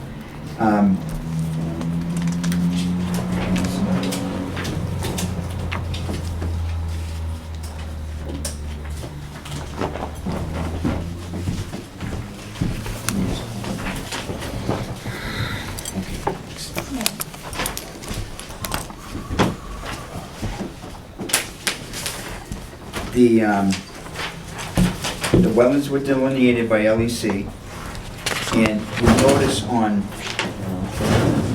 notice on both sides of the building. On the north side, we show a proposed system, and on the south side, we show a proposed system. We do not have the septic system designed yet. We took this step first because we knew where the wetlands, I mean, we're in the 25-foot buffer zone almost with just the building. And this septic system right now consists of a tight tank that's located right about there. It doesn't show it, but there's a tight tank in there. And that was put in 1997. So I talked to Pat earlier, and we requested an RDA, and we needed to do test pits. So we ended up doing this test pit here on the south side, and this test pit here on the north side. I'm showing a conventional system over here and a conventional system over here. But right now, we may use both sides. We may only use one side over here. I know that the Board of Health is already telling us we have to do denitrification. So what I wanted to do is make sure that the Conservation Commission understands that you're gonna get another plan when the final plan for the Board of Health is ready. This is just being submitted initially so that we can sort of pin down an approval with an order of conditions and move ahead with that. We need the plan. We do, we can't approve a conceptual plan, and then we'd have to amend the notice of intent. I'm not trying to hold you up. Well- But you've got a comment from DEP here that in order to achieve the 50-foot setback distance from the boundary resource areas as required by 310 CMR 15.211, you need to move it. Now, I talked to Joe, and you can't move it. You need to put it where it is. So Joe and Dave DeVignan and those folks put on their thinking caps and said that if you put in the denitrification system and all of that, you can satisfy this requirement. The So- 50-foot. No, you're gonna be able to put it in where it is, but it's gonna require the better technology of treating the effluent before it goes into the groundwater. Right, well, So whether it's a sand filter bed or denitrification or both, I don't know. Frank's already kind of agreed to do the higher end system. But I need to hear from them that they've approved it. But you can't do anything tonight to lock in the notice of intent? Not on a conceptual plan. Okay. Yeah, we do need the engineer plans. But I understand we're going back to meeting every 2 weeks. So that shouldn't be too bad for you. Are we going back to meeting every 2 weeks? I'm not even close to having a design. Okay, then you're really here prematurely. Okay. All right, and the other comment that I wanted to make was, we threw in this existing blueberry patch to be refurbished. I know it's probably a moot point that we can't do anything about it tonight, but I guess I'm asking the question, this previously existing blueberry patch, would that have to come under a notice of intent to be refurbished? Is it in the buffer zone or the wetlands or? It's right next to the wetlands. It's in the buffer zone.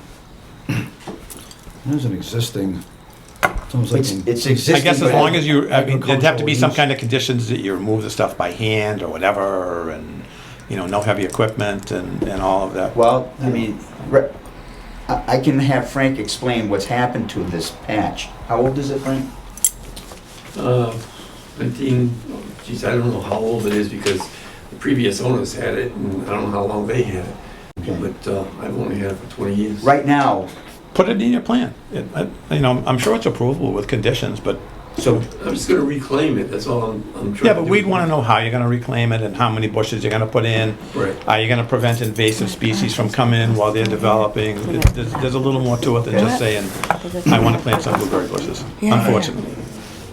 Are there any This is nuts. leftover, historical is probably the wrong word, but bushes there now? the bushes are all They're all overgrown. overgrown. They're all tall. So you're hoping that by clearing away whatever non-blueberry species are there, those will Right. There's gonna have to be clearing. recover. Yeah. Is this kind of thing, it's easiest on the resource to do that, maybe not easiest on anybody's backs, but, to do that clearing by hand, because we have such little space in between that blueberry patch and the wetland It's all flag gonna be done by line. hand. Yeah, you couldn't get any vehicles to Yeah. do that. Oh, no, you wouldn't be planning on vehicles, but we No, were no, thinking, the existing trees are gonna come out of there. The existing blueberry trees, they're gonna come out of there and put new ones. Oh, okay, so you're gonna do Yeah. a refresh. but I don't know how big some of them are though, and some of them may have to be cut and dug out. Maybe with a little mini excavator of some kind to just be able to pull the Yeah, so stumps. that's on the plan. Yeah, you can show even, that. even if you've got it on the west side of the blueberry patch there, up by the road, and you're pulling, so that way you're not getting too close to your flag line. Right. Yeah. I can pull them out with my pickup. This is literally the whole area is an old blueberry patch. Apparently that's where the blueberries grow the best, not in the wetlands, but right next to them, like next to the bog. Yeah, they're not a wetland species, but they're a facultative species. Right. I don't know anything about blueberries, That's but about as much as I know, in the fact that I like them on this. I know. And the reason, one of the things you asked about how old the bushes are, he's actually showed me remnants of the cheesecloth that was used to cover them. And, I mean, there's spots on the ground that you can see that. So it's a true blueberry patch. All right, so I guess Yeah, I have to just go back to the drawing board. Yeah, we do need the actual plans for the whole thing. Okay. Because it's gonna have to include what the septic systems are. You're gonna need need to see what those look like. An And I'm approved guessing plan. An approved plan from the Board of Health. Gonna wanna see those. Oh, see, I thought I had to have something approved from the commission first. No, because of this 310 CMR 15 baloney. Part of it. Yeah, we need to They're see the cure those. for that. So we need to know that that's been approved and you know, it's gonna happen, and So, we would make our order of conditions subject to following that plan. all right, so just so I understand from design Yeah. perspective, as long as I'm outside the 25-foot buffer line, I'm okay From what? for construction. You still need, it needs to be approved. Excuse me, I don't mean to interrupt, but we've been talking about this for a while. Nobody even knew this was approved, and it's already been brought in front of us, and we're having a discussion Not that really approved. should be, that's what I'm saying, not approved. Yeah. So nobody even knew that was happening to begin with. And all the question he has, I think, can be brought up during the day or at another time privately, because we also have people waiting in the hallway. Yeah, no problem. And I can finance Respectfully, I mean that. Okay, Totally respectfully. all right. So, we'll see, I guess next time we see you. Okay, you'll have thank you your very much, then. engineer plans. Thank you both. Thank you and good luck. Okay. Motion to close, and so, actually. Motion to continue Motion to for more continue, information. Right. So moved. All in favor? Aye. Motion to close public hearing? Nope. No, we No? want to continue. Continue. Oh, continue, sorry. Yeah, that's why we did that. So we've discussed Weldon Lane, conservation filing fees. So, Thank you. Thank you. have a good night. So we stumbled across, actually Joanne, I won't say we, Joanne stumbled across the fact that our filing fees haven't been updated since 2013. Well, they were, it looks like they made an effective date as of February 1st, 2013. There's a chart here. Yeah. So- When I worked under the prior conservation agent, this is what we were given in collecting. The category 1 was never collected. Right. I have all the proof back to 2013 that we were still collecting $67.50. So I never knew it until it came across the desk, and I was like, what is this amount? I've never seen this amount before. So I pulled all this out, I went back to the minutes, I even consulted with the prior clerk that still works for the town, and she was like, I remember that conversation, but it never got enforced, so I didn't know if you can remember any of that, but this is on the website now, and we haven't been collecting this fee. So just for the sake of time, I'd ask that I do some research on this for the next meeting and show you what the fees are in some surrounding towns. All right. And we find a happy medium, and we might have to hold a public hearing to change that, but no biggie. Okay. I like that idea, thank you. All right, next, I need a motion to reopen public hearing. So moved. Second. All in favor? Aye. Okay, so continued public hearing, stormwater, amendment to a previously approved stormwater plan, Paul Boucher and Nancy Durfee, 7 Morton Lane.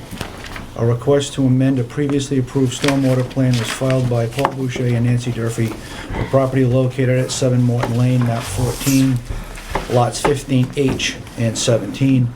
The applicant requests review of the stormwater management calculations submitted by Haru Engineering LLC, plan sketch submitted on July 22 of 2022 by Haru Engineering LLC. Mr. Haru, the floor is yours. Thank you, Mr. Chairman. My card. Thank you. Thank you. So, good evening, Mr. Chairman and members of the commission. For the record, my name is Alan Haru. I'm a professional civil engineer. And as you know, this evening I'm here representing Paul Boucher and Nancy Durfee, who own a single-family house lot at 7 Morton Lane. This is a continued public hearing for consideration of a request for an amended order of conditions to eliminate the proposed stormwater management basin and leave the 13,000 square foot wooded buffer zone to the wetland intact. So this is Morton Lane here, and what was previously approved is the road, which the planning board now has agreed can be gravel. The road is sloped in a westerly direction, directing the water into 3 sediment bays, which we intend to follow through on. And then here's the building envelope for the house. This is the area for the basin. The DEP file number is SE001-0566. The order of conditions was issued 1 year ago today, on September 28, 2021. The record plan is entitled Roadway Improvement Plan, prepared by Zenith Consulting Engineers LLC, revised through September 15, 2021. Sheet 204 of this plan is on the easel here. With your permission, I'd like to read into the record my letter request dated July 22nd and a letter from Sarah Quintel, a wetland consultant, dated March 2nd. And I just want to point out on the plan here, this is an isolated wetland, and then this is all bordering vegetated wetland. Are you going to provide us with a copy of what you read tonight? Yeah. Okay. Yeah. So this is a letter to Mr. Rocha, Chairman, and dear Mr. Rocha, members of the Commission, I'm writing to request an amendment to the order of conditions issued to Paul Boucher and Nancy Durfee on 9/28/21 for their property on Morton Lane, recorded at New Bedford Registry of Deeds, Book 14049, page 243. I reviewed the notice of intent dated August 10th, 2021, the associated roadway improvement plan, site plan, revised through September 15th, 2021, and stormwater management report, revised through August 9th, 2021, prepared by Zenith Engineers, Consulting Engineers LLC. The stormwater management calculations to justify clearing 13,000 square feet of wooded buffer zone to wetlands for a detention basin and a roof drain system consisting of 28 Caltech C100 heavy-duty leaching chambers immediately adjacent to the wetlands is suspect. In fact, the calculations show that the peak rate of volume of stormwater runoff to wetlands at Morton Lane decreases from pre-development to post-development. And I've attached a summary in this letter, which I will give to you. I summarized the calculations, and I also have a copy of the hydrographs that I will give you, Mr. Chairman. They're right here, that I'll give you when I finish here. As I mentioned briefly, interestingly, the runoff curve number didn't change in pre and post. What's up with that? And the area of the watershed got reduced in the post-development. Generally, you try to compare apples and apples. So there are a lot of things in there that I, questioned, but let me proceed. We respectfully request that the Commission amend the order of conditions to require the construction of the 3 proposed sediment forebays shown on the road improvement plan. The stormwater retention volume provided in these small basins equals 1 inch of runoff over the entire gravel roadway extension, turnaround, and driveway. And I provided you calculations. Require the construction of a roof drain system consisting of 6 contactor 100 leaching chambers set on a 6-inch bed of stone. The stormwater retention volume provided in this system equals 1 inch of runoff over the roof area, and I provide calculations and a detail. Not require the construction of the previously approved wet retention basin for this single-family house project, and I provided an attached plan. I'd just like to quickly read another letter from Sarah Quintel. She has a Master of Science. She's a wetland consultant, wetland scientist. And Sarah Quintel wrote this letter to Nancy Durfee. I was over in Acushnet and went by your site this morning. Seeing it with the snow melt was a perfect time to see what was going on. I spent some time in the isolated wetland, which had characteristics of a wet meadow, as well as some characteristics of an acidic graminoid fen. There was extensive moss and even small cranberry. Other species included rush, several sedges, bayberry, and sweet pepper bush. There was also invasive large gray willow beginning to take hold, a fast grower that was spotted at the sawmill for the first time within the past 3 or 4 years, in which I've seen prevalent throughout wet areas in Plymouth County. I've been noticing it becoming a problem on several sites, outcompeting native vegetation. Hydrologically, this wetland is clearly surface water fed by drainage from the road, as it occurs within a gently sloped valley within the road right-of-way. I didn't dig any holes to assess the soils or groundwater table, but there is also likely some groundwater influence considering the proximity of the larger wetland to the west and the presence of cranberry and moss. I do think creating the detention basin will negatively impact this isolated wetland by eliminating surface water drainage that clearly feeds this wetland feature and possibly lowering the groundwater table in the immediate proximity of the northern end of the wetland. The northern extent of the wetland starts at elevation 86 feet, and the proposed basin, which would reroute any surface flow from the road, has a low point of elevation 84. The drainage feels over-designed and unnecessary to me if a goal of the project is to maintain the mapped wetland. Continuing to allow drainage from the road to infiltrate into the wetland, in my opinion, is a better way to go. I provide you with these comments informally based on my own individual judgment as a career wetland scientist. So here's a copy of what I just read to you and my calculations, and also the hydrographs from the stormwater management report. So what I'd like to do now is just briefly, I think I've already sort of described, this would be the record plan. There would be no change to the record plan. We would build the road as designed. The road has a cross slope, as I said. It would be gravel because we got a letter from the planning board. Here's a letter from Doug Pimentel that states that we can have a gravel road. There was no need for it to be paved. And so we would build the road and these 3 sediment basins as shown on this plan. And then what we're proposing is to not build this infiltration system for roof drainage with 28 Cultec units and the specified heavy duty. It's in a grass area. Usually heavy duty is if it's under pavement. But anyway, as I mentioned to you, I believe 6 contactor 100 chambers would be more than adequate to meet the water quality standards. So regarding the planning board review, I mentioned earlier, this is not a subdivision project. Improvements to Morton Lane were required to assure safe access for fire trucks and emergency vehicles. The proposed road is gravel, and I just provided you with the letter from Douglas Pimentel. The road slopes in a westerly direction into 3 sediment basins that provide a water quality volume equal to 1 inch of runoff over the road area. These basins, together with the down gradient wooded buffer zone, remove 77% of total suspended solids. And I've got calculations for that I'll provide you. In addition, we propose roof drains connected to 6 contactor 100 leaching chambers to recharge 1 inch of runoff from the house roof area. It is important to note that this project is not subject to the Massachusetts stormwater standards because it is a single-family house. The project does not require a stormwater management permit pursuant to the Acushnet stormwater management bylaw because the proposed disturbance is less than 40,000 square feet.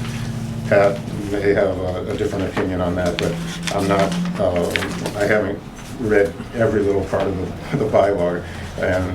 But I did want to provide you, Mr. Chairman, this is a copy of the notice of intent where the engineer checked off, no, the stormwater management does not apply.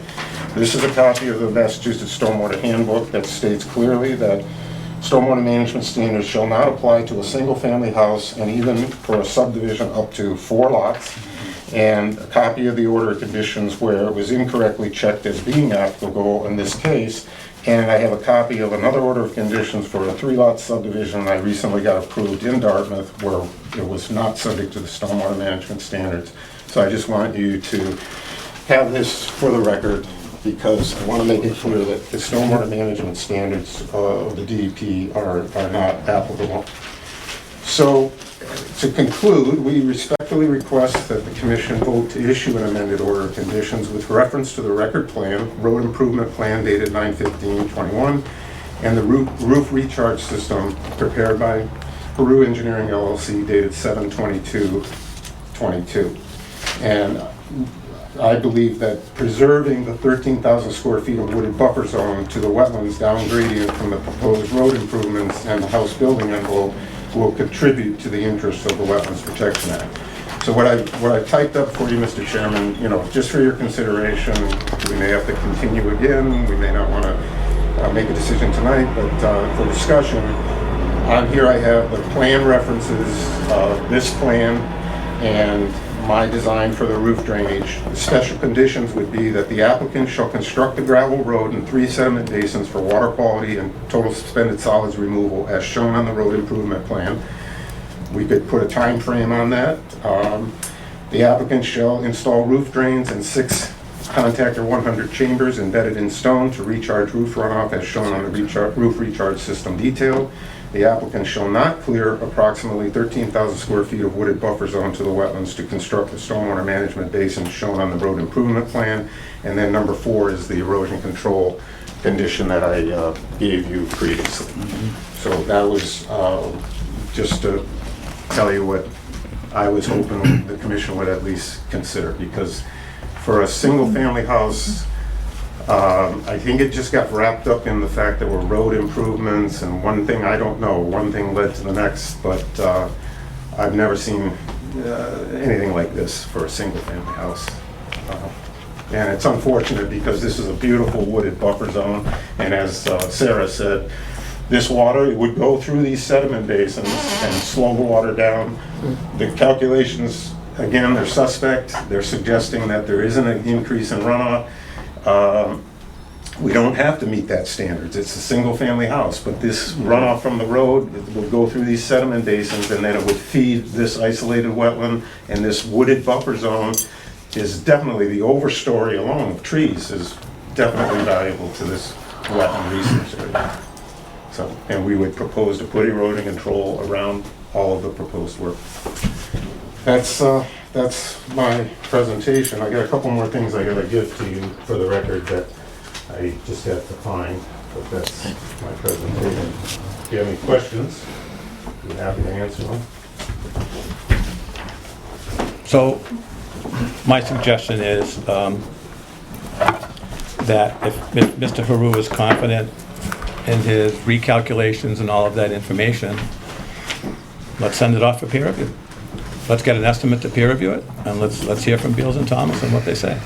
We have no expertise to make this decision on whether or not this works. Absolutely none. And I'll finish reading you the rest of the administrative review of certain exempt projects. So, during the review, the agent will provide guidance materials and conditions to bring the project into conformance with the objectives of the bylaw. If the agent finds that the project fails to meet these conditions, project proponent may be required to submit a full land disturbance permit applications in accordance with this bylaw and regulations enacted by the Stormwater Review Board.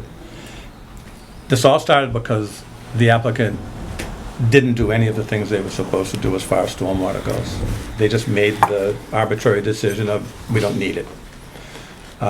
They told you that they stood in the house and watched it rain, and it was a very gentle rain, and it really didn't do anything. I've been there for not so gentle rains, and it does flow into the wetlands. So my recommendation is to the commission that the applicant agrees to send Mr. Haru's calculations off for peer review.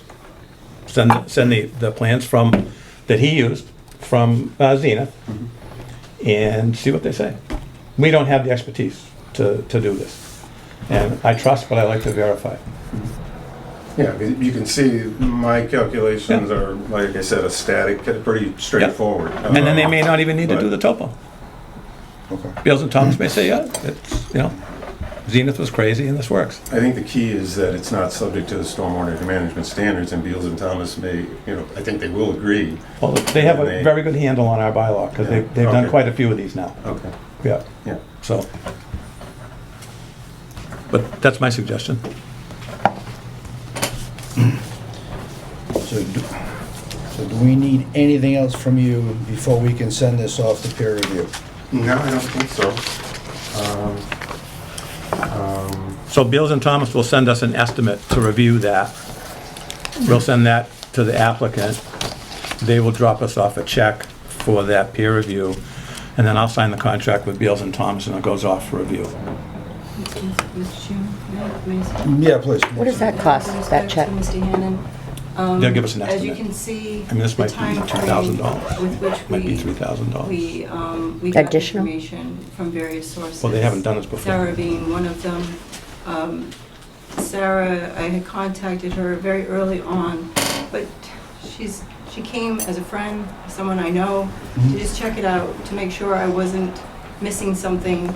My degree and my background provide me at least some professional expertise in this area, but I wanted confirmation from someone who really knows her stuff, and Sarah does. It took her a long time, and again, this is as a friend, to come out and see the site, we didn't want to build or construct a drainage basin of that size and take out that many trees if it wasn't going to work properly. So we got that confirmation in March, but it took 3 months. You know, Sarah's not supposed to, you know, spend time, her free time, you know, doing a favor for anyone, and I really appreciated it, and it helped us get an answer to determine whether or not it would be wise to go this route at all. And that's, you know, kind of when we went into this took time. We didn't not neglect what we knew we had to build this, but we thought we could at least explore what the possibilities would be for the best outcome. I do care about the wetlands. I do care about the plants that are existing there, and I would not want to, you know, remove that. That's the whole point of it, right, is to protect that area. And that's the whole point of installing your erosion controls before you disturb the earth. So I think we're on to that step now. And So I just wanted to explain yeah. why the time frame and why the delay. There was a reasoning for it. We were trying to be thoughtful, and we did have it took time. It took longer than we had anticipated, but and we came to you as soon as we had an answer and asked to review it. That's why you were on our property back in August. We wouldn't have invited if we thought we were in violation of all of these things. If we thought that we had done something wrong, I would have fixed it before you came. It's like cleaning your house. You know, if you're having guests over, you're going to make sure that you do everything right. And so that's Good analogy. So that's how I rolled. I just wanted to explain the length of time, and I apologize to our consultants and to the board for the misconstruction of our erosion control measures. We didn't realize that they were wrong. I think we're on track of putting it right. Yeah. Yeah. Thank you. Thank you. And when these plans were presented to us, I was under the impression that it was a subdivision. With that basin, that would only make sense but that basin for a single dwelling, I thought, I mean, I'm no wetland scientist either, but common sense, looking at that, it's like, for a single house, it's crazy. I agree. But it had a lot to do with infiltration and the distance to groundwater. And that site has groundwater at 18 inches. Still, Just going from a report. All right, so, I'm gonna ask for a continuance on this until we hear back from people who can review drainage plans. is there more than one option? There is. Can we look into that? So Yeah. there's more than one option? Yeah, let's try to get, I'd like to ask for another company to give us a bid on, you know, what it would cost to review the drainage plans. So I've asked around and I've had GCG recommended, so let's ask GCG as well. So you want to send it to both and ask them for an estimate? Yes, please. All right. Will you? Yeah, GCG does for Haven. Email me the information? Yeah. Or do you know who they are, Joanne? GCG? GCG Engineering? Yes. We'll find it. Okay. I think they're in Middleborough. You go right. Is it Gilbert? GCG. No, it was somebody that was recommended by the previous agent in Fairhaven. All right, so motion to continue till our next meeting. We'll talk about meeting dates in a couple of bullet points down the road. So the applicant has to agree to peer review. No. We need to get that on. Okay. Yeah. So we'll get two estimates and we'll get those to the peer review. And that might help us keep what we have on your sheet and And we if move the along. consultants want to give me a shout, you know, if that helps in their cost estimate, or just if they have, you know, I have questions. everything we need to send to Yeah. them. If he, Should we get it in if we electronic have, format? yeah, could you send us your stuff electronically just so we can, Yeah, just give me what I gave you and I'll scan it. Yeah, here. your calcs and all that stuff? Yeah, Whatever you yeah. need. I think I have, yeah, Those, and that letter I have, yeah, just so I make sure I have it. Yeah, I'll scan all this. was that the letter you wanted? I've got that, yeah, but that's fine. No, I've got We have it. everything else. yeah. Okay. All right, so. We actually have his calculations he sent. Yeah, but it's all, it bled through. No, I'd no. rather have it in an electronic Electronically format better, if you can. yeah. Yeah, All right. no worries. So, Entertain a motion to continue till our next meeting upon, or to continue until we get the results of a peer review. I think Yes. that seems to be the wiser thing to do. So moved. Do we have a second? Any further discussion? All in favor? Aye. Any opposed? Any abstaining? Okay, thank you. Motion to close, to continue the hearing? Well, we just did that, never mind. Yep. I'm on autopilot, I They're all apologize. set? You guys all set? Have a good evening. Thank you very much. Thank you very Thank you. much. See you.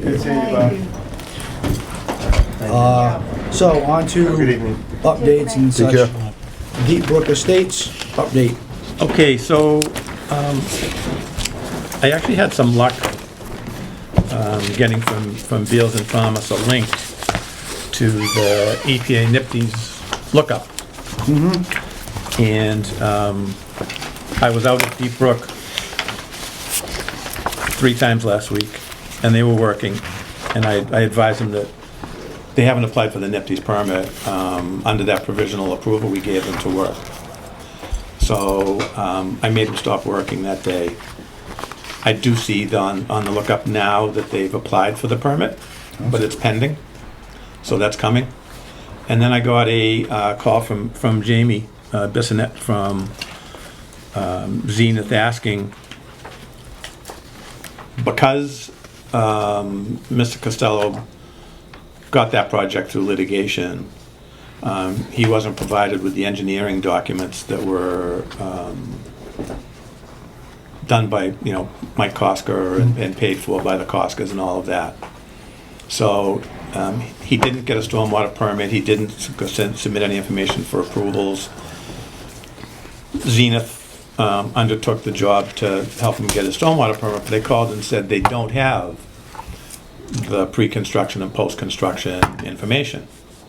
And would we accept a partial application for the stormwater? And I said, that's a kind of a silly question because it relies on the pre-post calculations. And that I would contact Beals and Thomas and ask, and Beals and Thomas said there's nothing we can do without it. So they're having to advise, Mr. Costello that he's got some work to do there. He can continue to work on the roads and put in his utilities and all of that, but I'm having to go there every day and make sure that they're doing what they're supposed to do. And then for Moniz Estates, they don't have a NIPD's permit either. I've been there 3 times now. I've talked to the son and the father. They did call Steve Giosa at SciTech and asked them to, take care of all of those things. I'm going to be meeting here in the office next week with Dan Moniz and SciTech and going through everything that they have and don't have and making sure that they get all of those things. And then Deep Brook will have what Deep Brook needs, and Moniz will have what Mo needs for Moniz Estates. That's the place we went where they were using the crushed glass. Yeah. I received multiple calls and texts about Deep Brook. 4 trucks running for the past 2.5 weeks, bringing in fill. Well, not 2.5 weeks, but a couple of 2.5 days maybe. No. Because I see No, I live on that street. on Park Drive. Yep. Because I saw them coming in on the back. There was at coming least down 4 Park today. Drive. From At 7 least. From Yeah, I At was at the least. seminar. And I 7 can't even a.m. drive to down 4 the p.m. street without being stopped by a neighbor. Yeah. Well, I'll have to With go there grandkids, Monday. and they're speeding. Well, that's not Yeah, whatever. the issue at hand. 4 trucks of loading fill every day, bringing Okay. it down there. I'm at a seminar for today, Thursday, and Friday. So I'll go there Monday. Thank you. I go there every day, just so you know. I mean, I go there, I go over there, I go to Morton Lane, I go to a few other places that are a little active, and just keep that sand in the clam and let them know that I'm coming around. The contractor's cooperative at Deep Brook, but the applicant's dragging his feet. So, Shocking. but he was in the Azores for a week on vacation or 2 weeks. Shocking. I know. Yeah. And he's just getting back. Got a lot of money to spend on plans too. Well, that's gonna be a $100,000 lift to topo that entire piece of property and go through all of that. Very confident. Very confident Of, what's been happening, and that's not addressed. yeah. we're on it. So anything else about Moniz other than, so you've got a meeting with them? Got a meeting with them, and I have a So- meeting with Jamie Bissonette and Joe Costello as soon as he was back.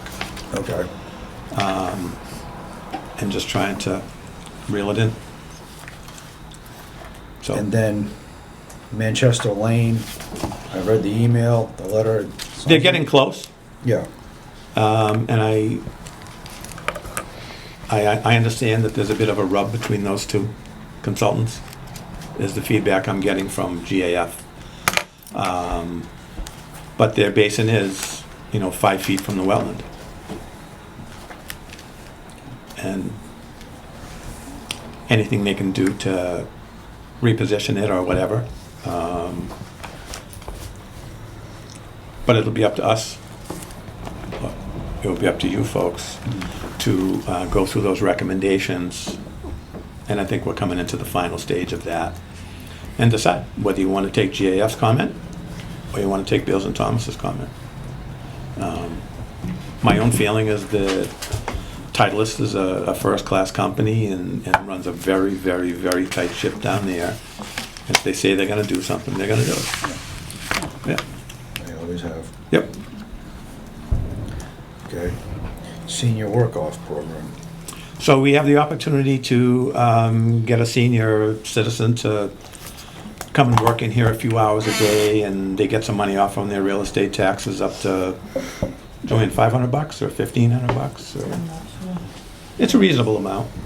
And Heather had contacted me, and I'm looking to purge the files and get the 4 copies of plans out. There only needs to be 1 copy of plans and all of this, and shrink all of these down and not have to buy any more cabinets for a while. And it could be done in the afternoon when Joanne's over there, and we get done. So if you guys are good with that, I would tell Heather to go ahead. I'm okay with that if it's going to help with. Well, and it helps the senior citizen pay the real estate taxes. I think that's wonderful. Yeah. What, nobody That I wants love. to go pull a weed? No, I at the do. bottom of the yard? I was thinking too. Yes, as soon as I retire. I'm just kidding, you're not a senior citizen. Yeah, so we're, All right, so I'll tell Heather about that. Stormwater revolving fund. So, as you know, there was this whole thing about the stormwater bylaw with the town meeting. And prior to the warrant closing, I had called over to, well before the warrant closing, I called over to Jamie Kelly and told him that, this stormwater thing, when it goes into the 5th year of the permit, we have to redo everything that was done in the 4 years. Everything completely all redone again. And it's going to be very expensive. And stormwater fees are going to need to pay for some of that. And that we need to have a revolving fund for those stormwater fees to go into so that can pay for that. Revolving fund didn't make it onto the warrant. I guess that can be part of the Springtown meeting when we bring the new stormwater bylaw up.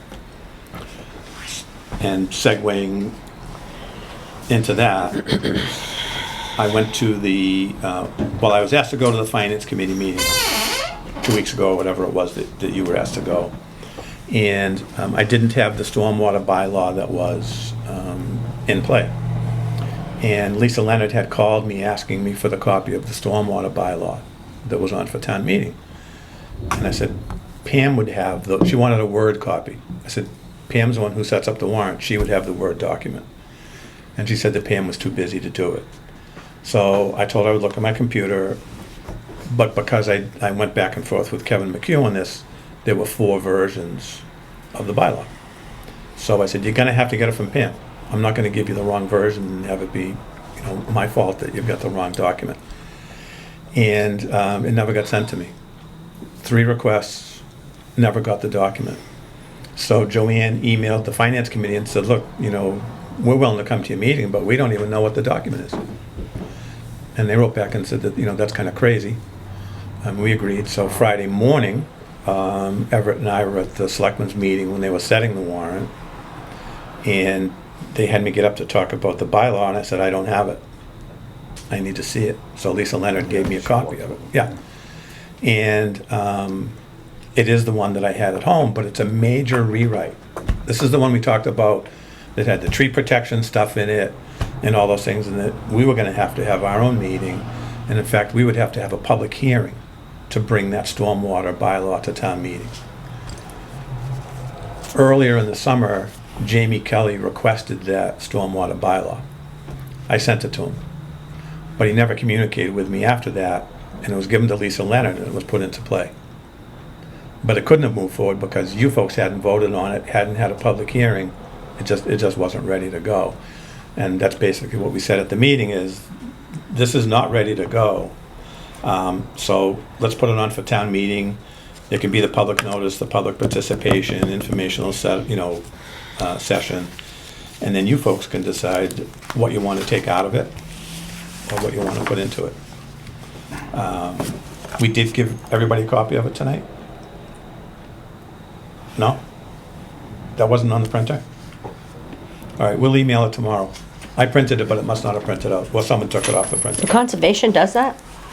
What? What he's talking about? Stormwater, yeah, we Yes. do now. You're the Stormwater Authority. You're That's what saying- that was all about. Well, congratulations. Yeah. You got a gotcha. raise.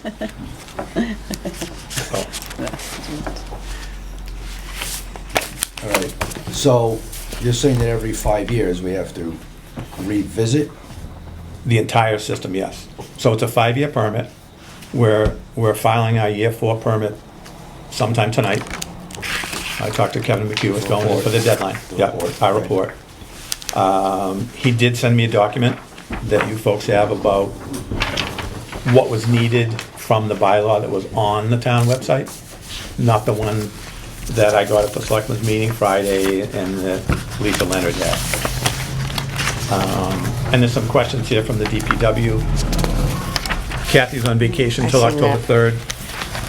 3rd. You know, can't get that information until then.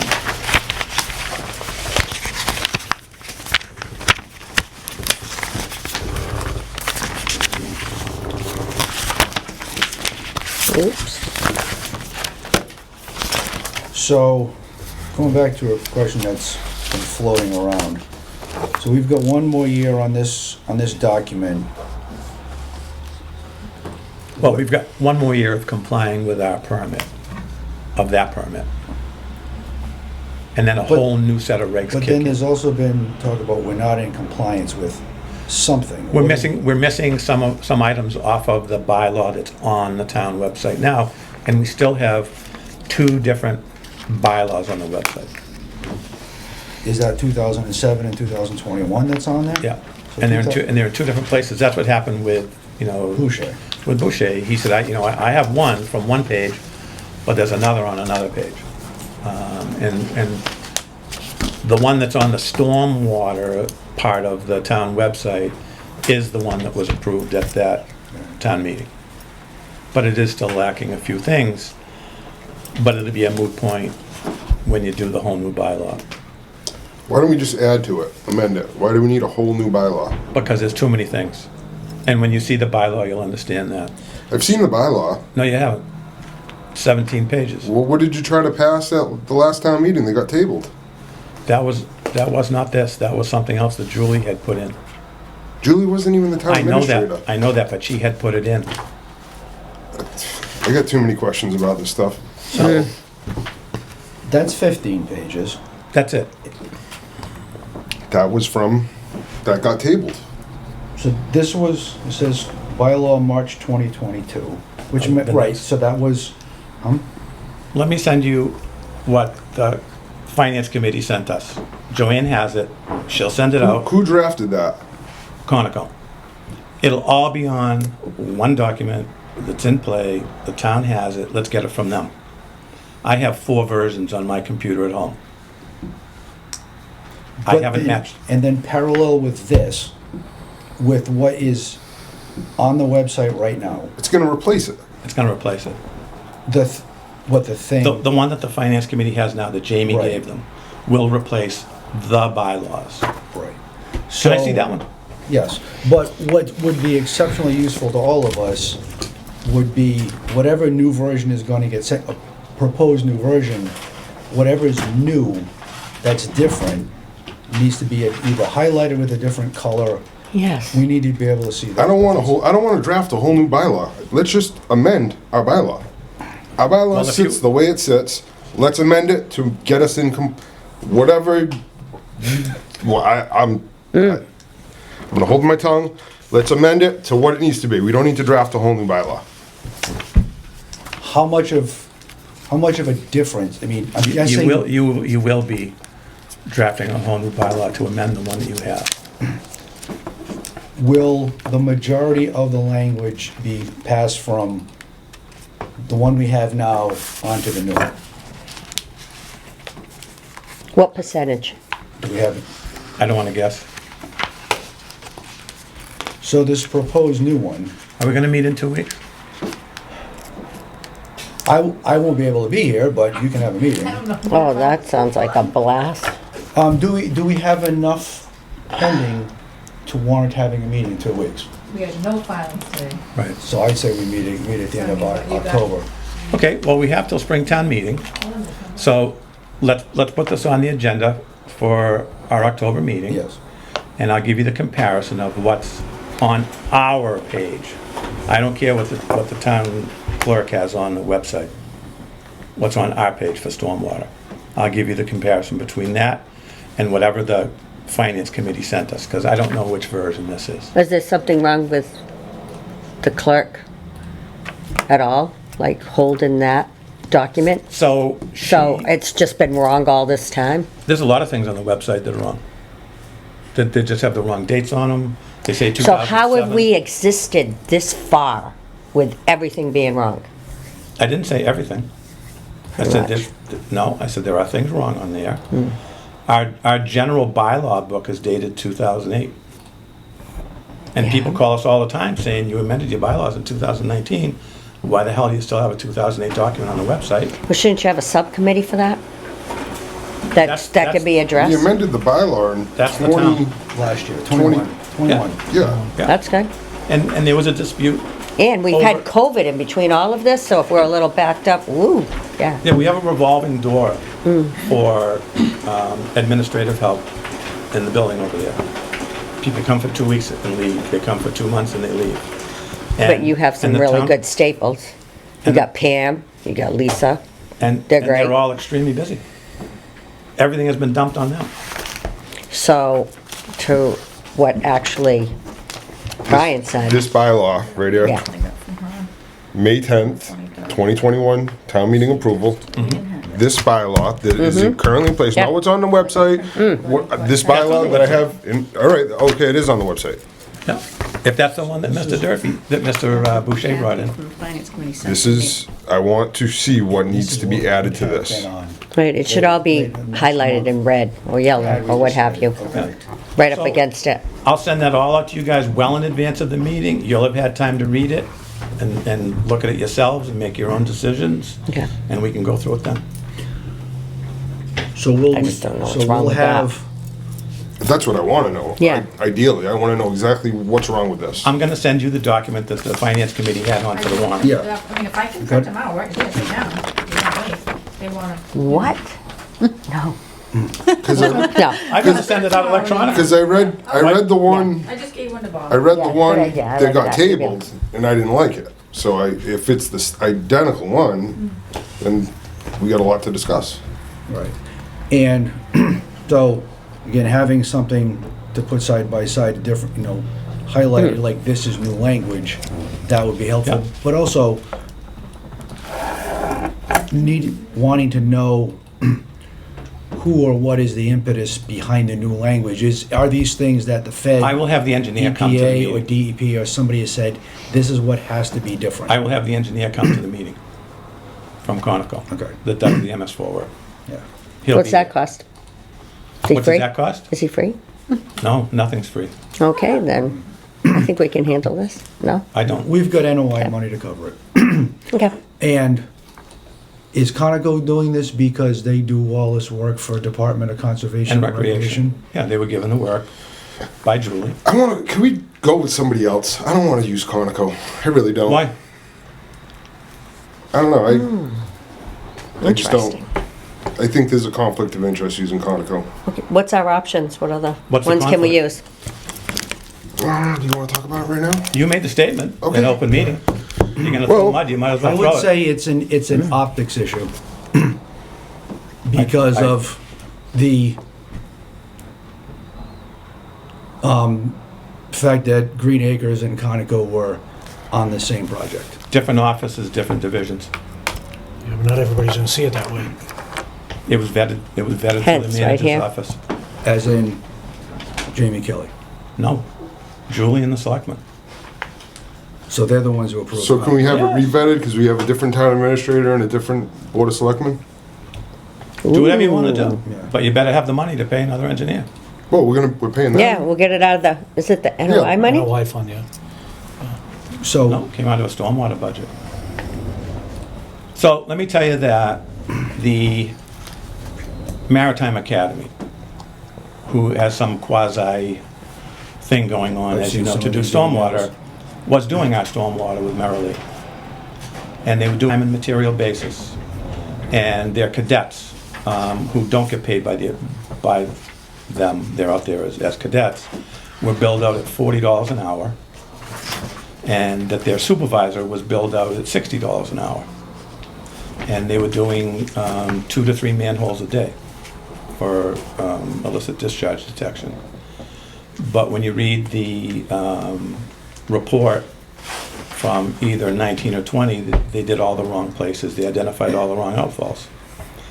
And they only did either 11 or 12 manholes. Okay, so who okayed that? What are you saying? Merrill did? Yeah. Who- Yeah. And Merrily was given, Big pile of money to go play with the cadets? She was and- given money to do it, but it wasn't enough.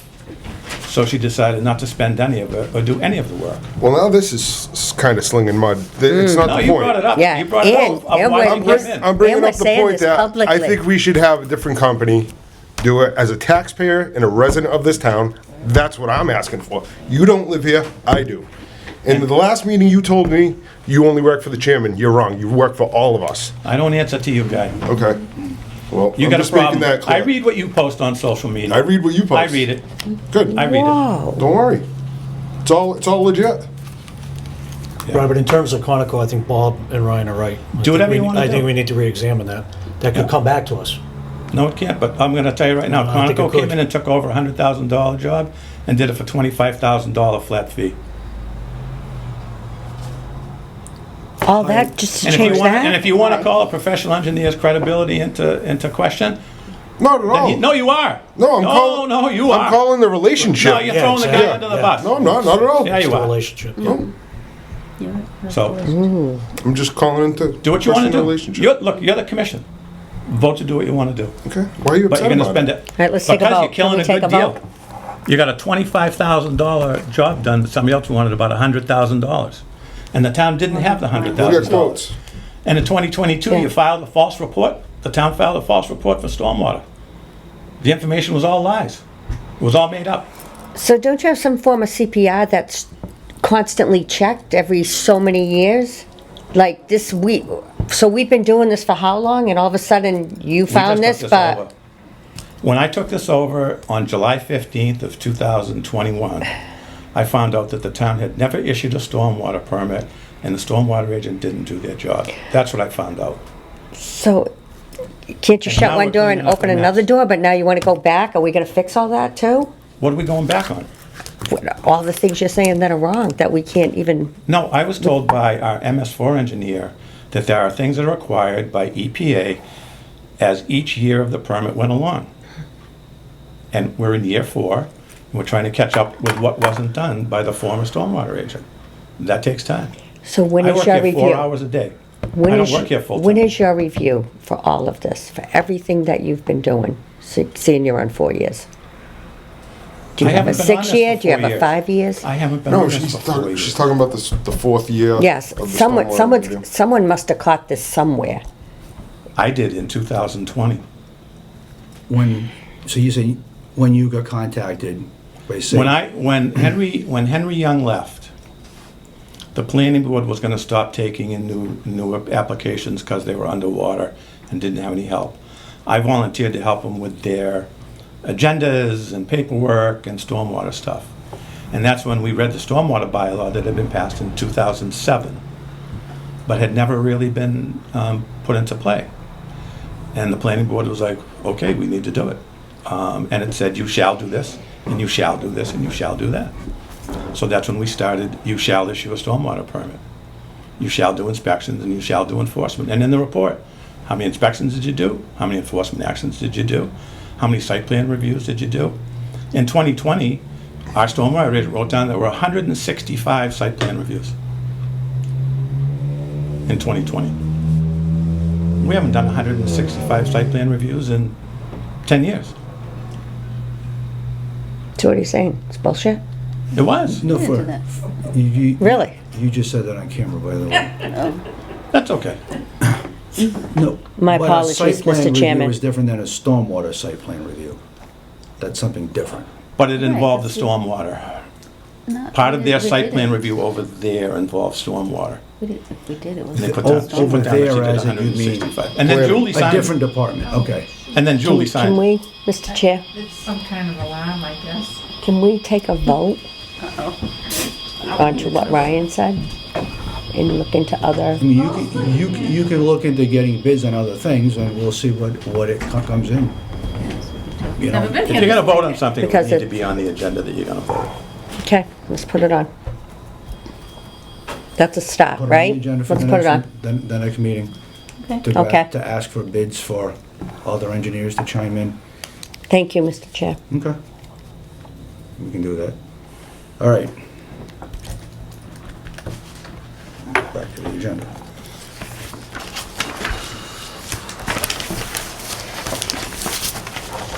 And that, last thing is Blacksmith Drive, 6 Blacksmith Drive. He finished, everything looked great. That was the guy with the swimming pool, with the dirt. I think Ryan went to school with him. Looks great. We should encourage him to get his COC and be done with it. Good. He did a really nice job. Okay, that's good. Future business. The next meeting, looks like we'll do it October 26th. Yeah, 12 and 14 is 26th. Rather than meeting on October 12th, because it sounds like we don't have enough. And you've got, I'm worried about the Boucher. They all set to wait that long? well, we don't know, I mean, so we'll send out, Well, we ordered him to do all those work, all that work. yeah, so they got that work to do, but also getting bids back from those two firms to tell us how much it would cost to do peer review. And then we have to make a decision on that anyway. Give me enough time to get, I'm still behind another meeting and Okay. all this looks like a lot of work. Right. I'll get you a cappuccino, you'll be all set. And that's Yeah, only good here luck. 4 hours a day, so. Sounds good. Good luck. Hunting season starts October 3rd. Just a heads up to everybody, hunting season, October 3rd. Wear your orange if you're going outside. Any other business for the commission then? October talked 3rd, about- Huntington. I we wore talked about- orange today running. We talked about so many things tonight, I forget what we decided for Weldon Lane. Because they're gonna call me tomorrow, I know. Weldon Lane. Petitioners I are never wrote supposed to down come that there. we'd Oh, we're gonna have a meeting. Public Okay. meeting. Yeah. Public meeting, yeah.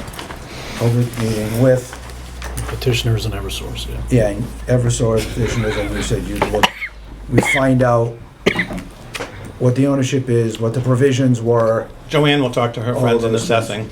yeah, She has a direct dial. right. And be interesting to find out what, what Mrs. Texera mentioned about someone named Robinson deeding part of her property to the town, and you said there's no name on that The property. road itself says Town of Acushnet. Okay. That's cool. You want That this you back, have. Bob? You want that back? Yes, please. So, But I also think it's a good idea to, have the most least invasive method possible. Good. Heidi, you're gonna say so. oh, I was just thinking about, if someone willed it, the historical for the town, I just would like that honored. Sure, well, then that'll be part of the discussion in a moment. Yeah. Nice. Good. With that, Motion to adjourn. do we have a second? Second. All in favor? Aye. Meeting adjourned, 8:35. This is.